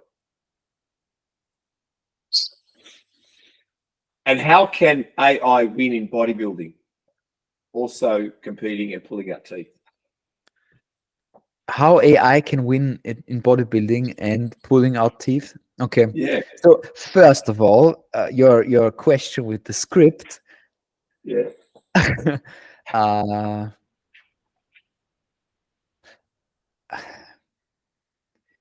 I think in Austria there's already been a declaration with like if you finish university you have like to make a final scientific work and write it down, and I think will truly work many AI written or like passages or like maybe the whole work. I'm not sure. So they banned AI from it, and honestly, I'm not that good at computer stuff or computer science, so I truly didn't know that it's possible to fake human writing by artificial intelligence by now. Did you know this? Did you know? I'll let you know something. Try something when we finish the podcast. I don't know if you have Chat GPT on your phone or if you have AI. Download it. Download it. I'll tell you why. You can tell Chat GPT, you can type in and say, write me a beautiful poem for Kati. And AI will write your poem for your wife. And you can send it to her. And she goes, oh my God, you're a poet, Max. You're I did so not know you're a creative. poet. Yeah, you're so creative, Max. Yeah. Trust me. Yeah. And AI will even put Kati's name in there at the perfect places. Yeah, because besides you, my second best friend, he's a fan of chatting with AI, and he introduced me into ChatGTP, and I was truly I am fascinating because like as you said, you could enter like write a poem for my wife who has like strawberry blonde hair, looks this that way, and it integrates all the characteristics you entered, and so should we like I'm not the person, even though I am a fan of the Terminator and Arnold Schwarzenegger. I'm not sure, or I'm not scared of artificial intelligence deciding to turn against us or something like that. Oh, yeah, Even yeah, though that's it. even though I must confess, I'm not sure how far advanced the technology is, and Mm, if there is a possibility of a computer system or algorithms, if they have enough knowledge of how computers work, if the system can decide to become autogenous or like mm, independent. mm. um but yeah, as I said before, I'm not a big computer geek, so I simply don't have enough knowledge of the technology to be scared of it, which I maybe is a good think part.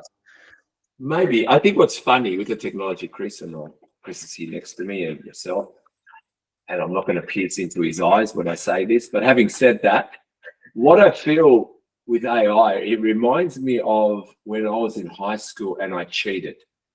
I remember there was a smart kid and he wrote an essay, and it was a great essay, but I had to hand it in at a different time. So I said, "Give me your essay," and I copied it word for word, word for word. But I decided with the conclusion, I'd write my own conclusion. And that's where I fucked up. Because that's when the teacher knew I copied. Because she goes, "That conclusion is one dumb, fucking stupid conclusion. It made no sense." And I went, "Oh." So AI, though AI can make you look smart, if you're a dumb fuck, it can only do so much for you. So at the end of the day, even with AI, if you asked AI how to build the cubby house, you still have to build the cubby house. Mm. You know what I mean? You still have to build the Yep. cubby house. So Yeah. AI, so in other words, I don't think you can get it without sounding sinister. You can't get away with murder with AI. Like, even though I can send a poem to a girlfriend, I still have to be charming. I can't just send a Mhm. poem and be a narcissist. You know what I mean? Yeah, that's probably one of the good and probably one of the bad things, because you can use it as a tool, and with it advancing, the tool helps people achieving things like they didn't or they weren't able to achieve before, and Mm, it's problematic for some job groups, mm, mm, because for example, video cutting or stuff like that. If you I didn't know that, because like I have a friend of mine who is into computer science. We were talking we were taking a walk, like introducing our baby to him and his girlfriend, and we were talking about YouTubing and vlogging and stuff like that. And I said I couldn't do it, because I first of all, I don't have the time to do the cutting and editing, and mm, second of all, I don't know how to cut and mm, edit a good video. And he said mm. it's not a problem. You simply enter into an AI app, tell it to make a 10-minute vlog out of the video materials you entered, and it cuts it for you. Yeah, but how do you know? I mean, it's going to choose what it wants, and how do you know there was stuff that you wanted? I think it's very impossible. I mean, it's very difficult I'm to. not sure. Yeah, If because in other words, you've got to leave it to the technology, and the technology might cut pictures out that you wanted in there. So how do you work around that? but it's the same with like if you pay a video editor or stuff like that, or like a videographer, and Mm, you take him with you into the gym to document a session of a workout and make a reel or something out of it. You don't know what he will put in. And I agree with you. No.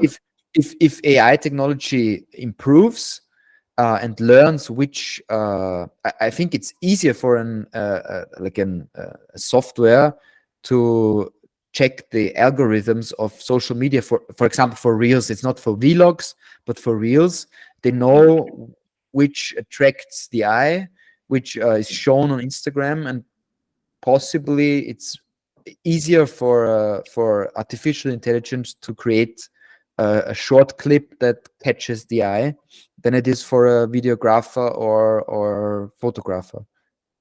I agree. I agree. Yeah. Wow. Good conversation. Now, 2 more questions before we go over the body. First one. Has it? Will it? Have you thought about performance enhancing drugs? Performance enhancing drugs? Yeah. Has it intrigued you, Well, question you, made you think about it? Possibly. I think almost everyone in bodybuilding has wondered what changes. Even though honestly almost every male has experienced like how it feels to feel male and to feel the effects like your natural testosterone gives you. So it's, I think you don't know if you haven't tried, but I think in some ways every male knows it feels to be male. But yeah, I think almost every bodybuilder still has wondered what changes and how it feels to have like this whole different horizon in front of you, because you play in a different game in bodybuilding. Yeah. But on the other hand, as you said before, like bodybuilding is a lifelong travel and a lifelong journey. It is. It is. Like and the way I see bodybuilding has changed over the years. When I started, I thought everything was achievable, and if I trained hard enough, I could jump off a cliff and fly into the sky. Which changed to in the 20s, when I thought, okay, now I think I've reached my natural limit. And now with entering the 30s, I am certain that there is no true natural limit, and you are able to improve and build muscle tissue as long as the only problem you have and you fight, which probably should be called the natural limit, is time. Because over time you lose your or you don't lose, but your body's ability to provide the sexual hormones, which testosterone is, decreases. But still, for I am certain I probably will never use performance enhancing drugs, because I already have accepted that aging and losing the hormone level you have at a certain point in life is part of the process, and I will simply try to be at the best level I can be at a certain time in life.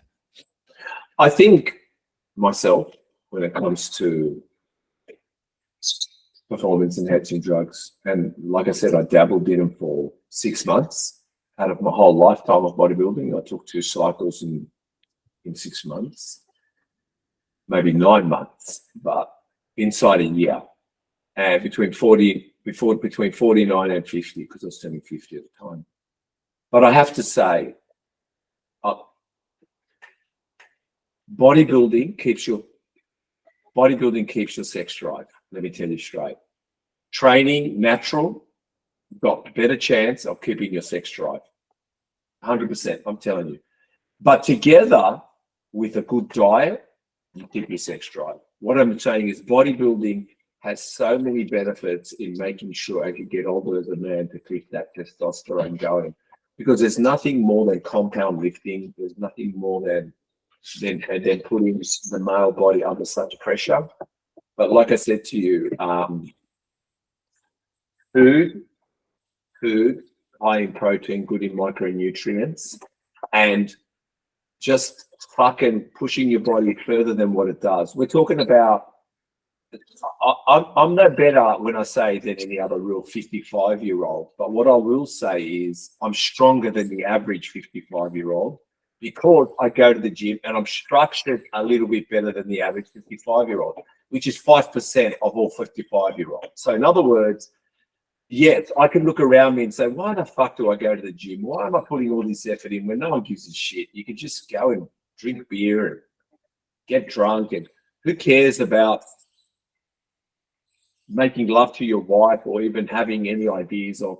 But no, the thing is, yeah, it's the effort behind it. And I believe the fountain of youth is bodybuilding. I believe your sexual drive is built around bodybuilding. And I believe that the fact that you do those two type of things is because you care about, you know, that micronutrients is the only thing that's going to give you that muscle. So you have to eat well. So without bodybuilding, to be honest, we'd just be an average man. And I'm not saying, and I think Aristotle had a quote about the average man or the average body. And who wants to be average? That's wrong. I'm going to drop the mic. Where's the mic? Where's the microphone?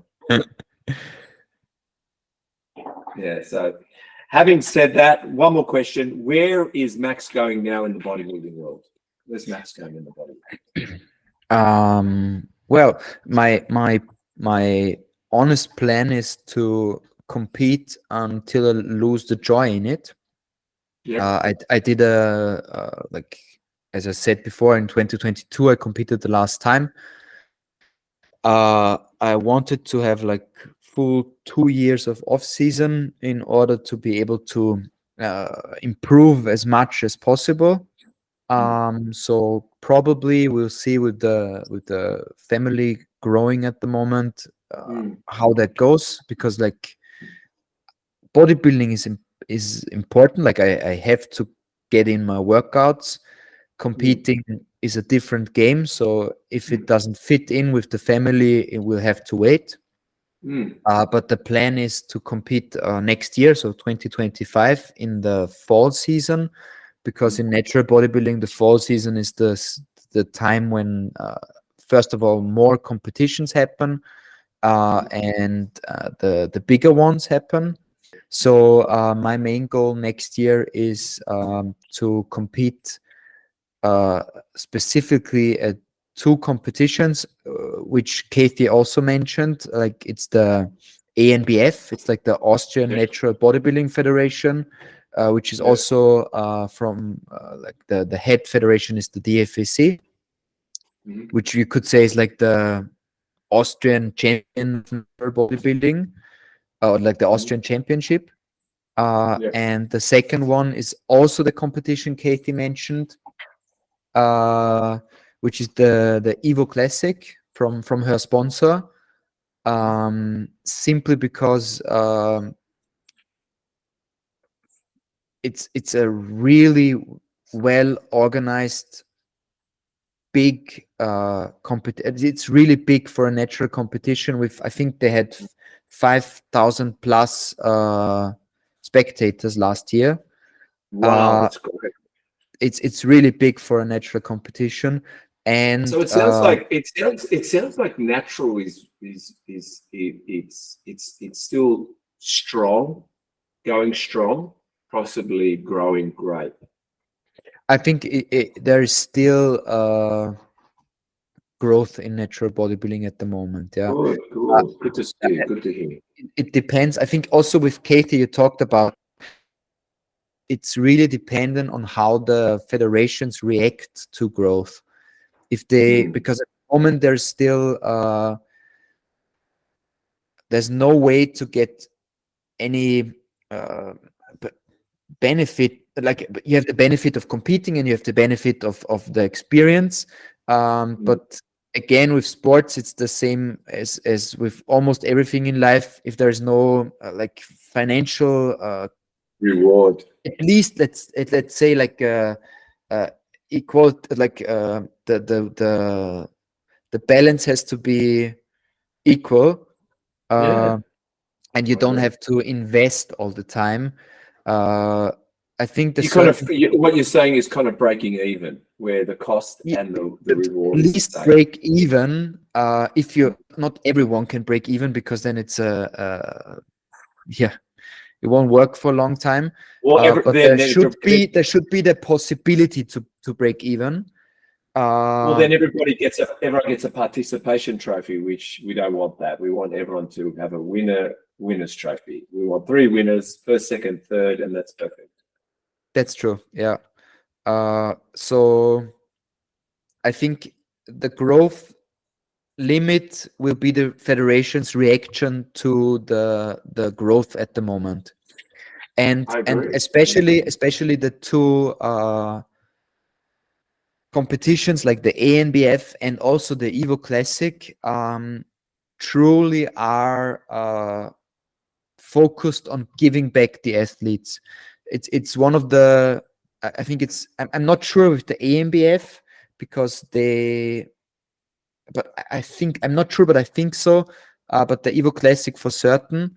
The Evo Classic started 2 years ago, I think. So they only have amateur competitions at the moment because they have no head federation. They made their own federation 2 years ago and already are one of the biggest natural competitions in Europe or all over the world.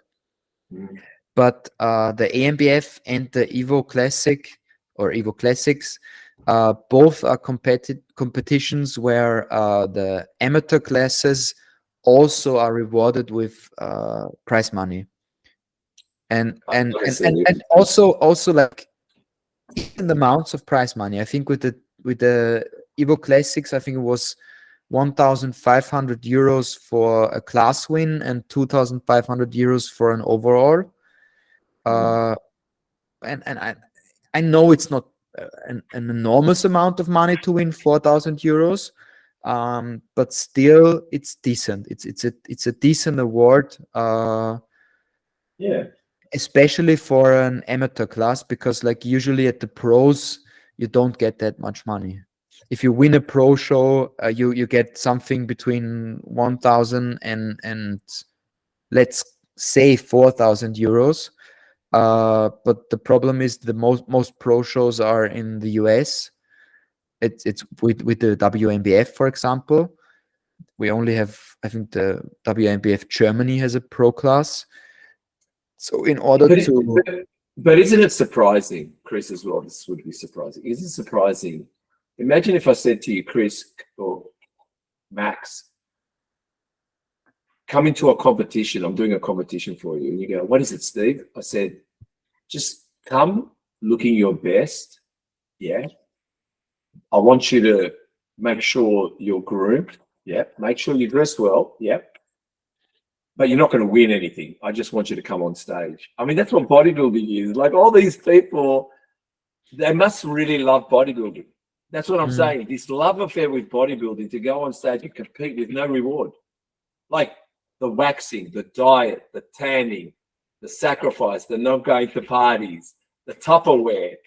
Like what I'm trying to say is, the thing is you also have to pay most of the things you said now. Like, yeah, you have to pay the registration. If you go waxing, you have to pay the waxing, even though it's not fun. If you get the color, you have to pay for the tanning. That's what I'm saying. Which, That's what I'm saying. But you have to you register and you do everything, and they say, and you say, I love it. What's the return on investment?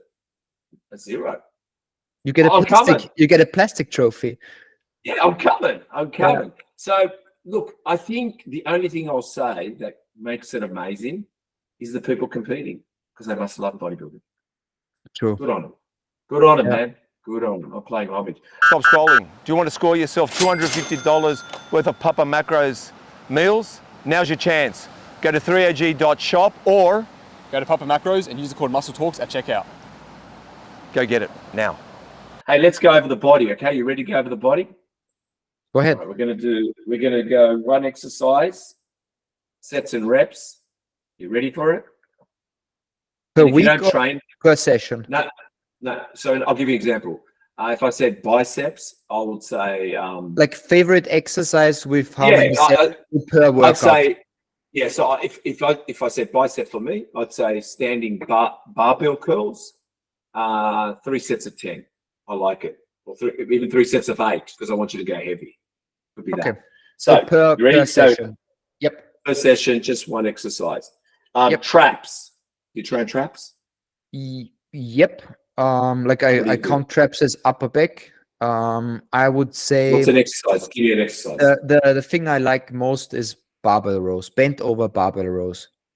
Bent over barbell rows. All right, for Yeah. traps. How many sets and reps? I'd say 2 sets. 1 top set, 1 back off set. Top set rep range from 7 to 11 with a 2-second pause in the stretch, and back off set 11 to 15, and just rep after rep after rep, no pause. Okay. Shoulders. Let's go with rear delts. An exercise. Rear delts. If you have a good rear delt fly machine, I prefer a rear delt fly machine. If you don't have it, you just use the crossover cable. 3 times 19 to 23 reps with the first set with a 3-second eccentric phase. Like really focus on the eccentric phase in order to feel the rear delts and not work with your rhomboids. I'm gonna have a workout with you. Side delts. Lateral raises, dumbbell. Lateral raise, sets and reps. Yeah. 4 to 5 sets with like seated lateral raises. 4 to 5 sets with 30 reps, where you are doing 20 reps as clean as possible, and you're allowed to cheat for 10 reps. Say it again. Yeah, you do 4 to 5 sets with 30 reps, 20 reps clean, and 10 reps cheated, where you can use a little movement of your upper body. Wow. Because like after 20 reps, you should use a weight where after 20 reps you can't move it strict, and you change to swinging a little to have the weight in different areas. Okay, give that a go. And I like them high rep. Yeah. Front delts. Front delts. Either I wouldn't train them, or I would use a good shoulder press machine, but still placing your bottom on the front area of the pad in order to not only, you can't only train the front delts, but to focus on upper chest as well. So I would use it as a combination of front delts and upper chest, and do 2 to 3 sets of 9 to 13 reps. Okay. Since we're here, chest exercise. The one I think is most beneficial, or the one I enjoy the most? You pick it. I enjoy the most is like a flat barbell press, but I don't think it's the most effective way to train chest as a bodybuilder. I don't know about that, because Arnold pretty much used that exercise and had a fucking massive chest. But I think Arnold did like 15 different chest exercises on a chest day. Yeah, that's true. So all right, so for bodybuilding, I would say incline presses, because like incline presses, either barbell or dumbbell. I prefer dumbbell. Sets and reps. Again, 3 times 9 to 13. Okay, back as a whole. Just as a whole, just one exercise for your back. I don't care if it's seated rows. I don't care if it's only one exercise. It's again barbell rows, because barbell rows is like a compound movement where you should use your upper back the most, but still it's like a heavy exercise for a whole back. 1 top set, 7 to 11 with 2 count pause and stretch, and 1 back off or 2 back offs with 11 to 15 reps. Okay. If I'm only allowed to do 1 exercise for my back. Only 1 for now for this one. Abs. What about abs? Either heavy compound movements like barbell rows, Romanian deadlifts, or stuff like that. Abs. Talk about abs. I know. Ooh. Like movements, like heavy compound movements where you have to stabilize your core against the heavy weight, trying to destabilize you. I agree with what you're saying. I've never heard someone say it, though. But go ahead. But like if I have to train abs isolated, I would do cable crunches, 3 sets, rather heavy again, like something between 9 and 13 or 11 and 15. Okay. Bicep. It used to be barbell curls as well. Again, from Arnold, like the only way to grow big arms overall is the barbell curl. But I changed to Scott cable curls because I changed the way I train biceps from one arm day to 1 to 2 exercises per session. So I'd say cable curls, 2 sets, 11 to 15 reps. Control all over the movement and going in full stretch. Yeah, you're done after 2 sets. What about tricep? A combination of a pulling down movement and an overhead movement. If I had to choose one, I would choose an overhead movement, like a katana extension or something like that. Sets and reps? 2 sets, 1 set 2 reps in reserve, the second set 0 reps in reserve, between 13 and 17 reps. Okay. You might not many do anyway, but you train forearm? Ever since I'm married, I stopped training them. But well done, Poseidon. Nice one, Poseidon. But apart from that, no, I don't. Okay, I think it could be a problem if you have good genetics to build forearms and you have bad genetics to build biceps and triceps. You can take away the way your So upper you can arms always, so you can say, I guess what you're trying to say is you can always tell a married woman because she's wearing her wedding ring, but you can always tell a married man from his flimsy forearms. That's true. That's true. Okay. Yeah, there's almost no forearm left here. Yeah, no, there's no forearm left. You're married. Yeah, of course I can see that. Yes.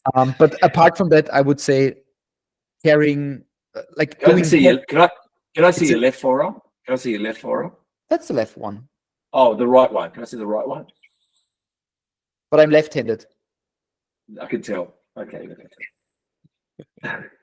I would say it's the same as with abs. Heavy compound movements is the best way to train forearms. Heavy RDLs, heavy lifting.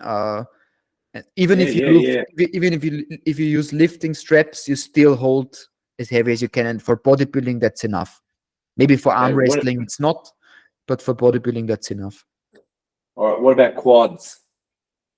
Quads. At the moment, it's pendulum squats. Pendulum squats, sets and reps. Again, 1 top set, 1 back off set. Top set. At the moment, I go because I enjoy it. I go really heavy, from 5 to 7.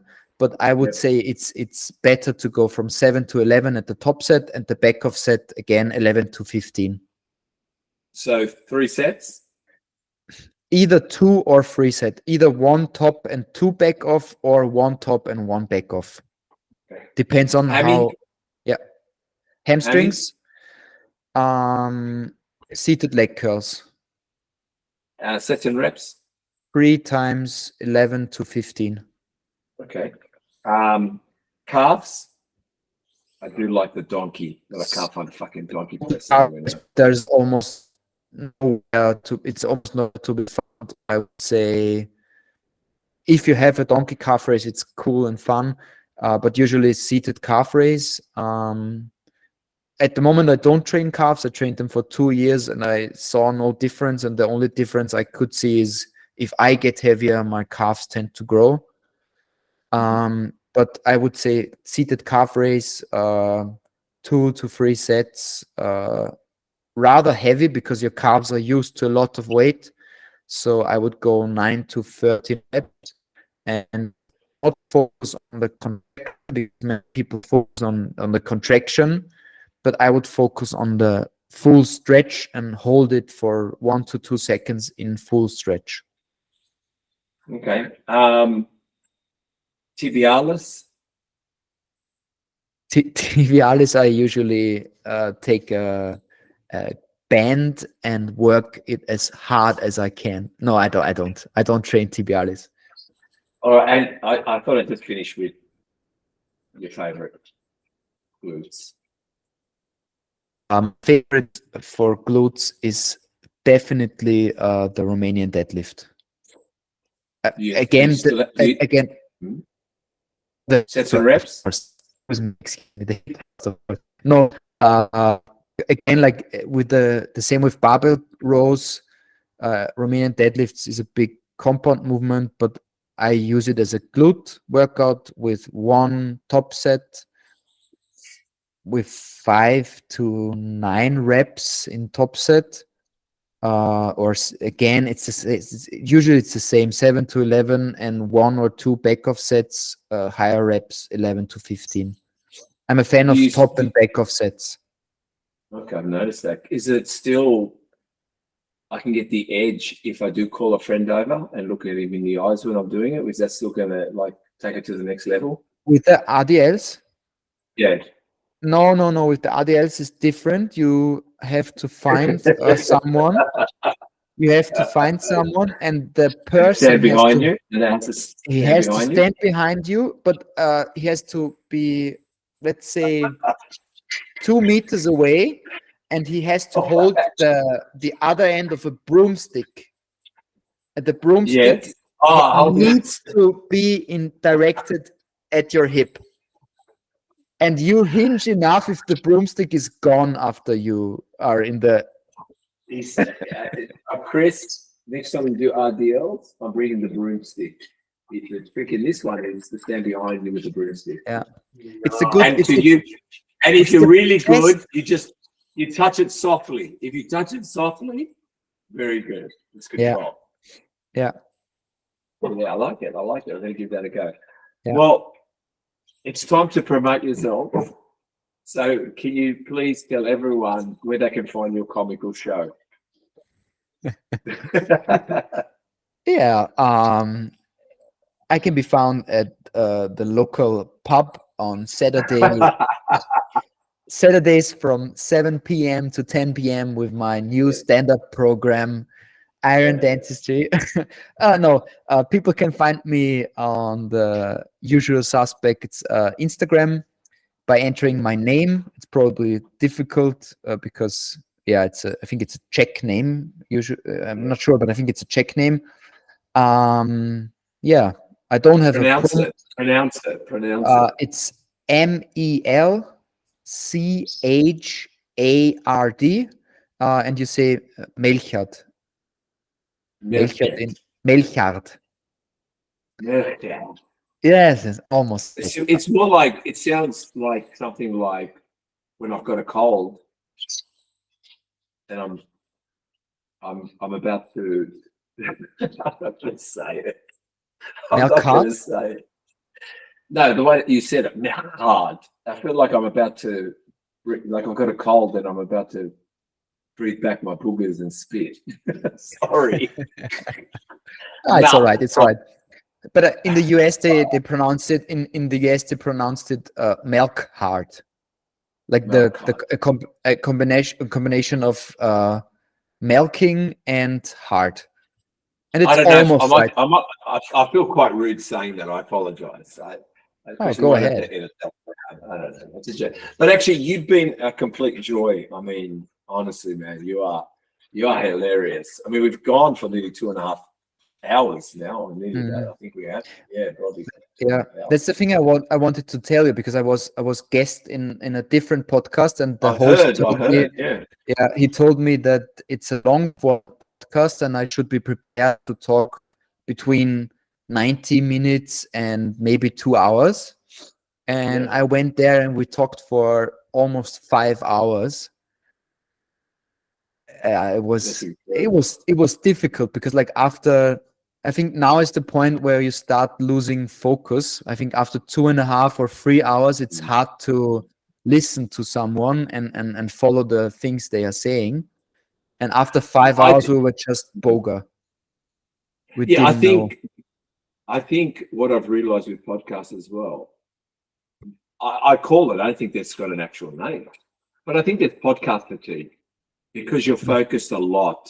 Also here, me and you are focused a lot. We're focused on the connection, the connection between the two of us, the connection with the internet, we're connecting with conversation. So there's a lot of work involved, but I don't know how you guys did that many hours. I mean, you probably hear me snoring in the corner, like. I also think no one will listen to it because I can't stand it. After I think 2.5 hours is the magic borderline. You should not surpass it because you enter a dark area after that. Twilight zone, the twilight zone. Yeah. And you have to be careful what you tell it talking about. Yeah.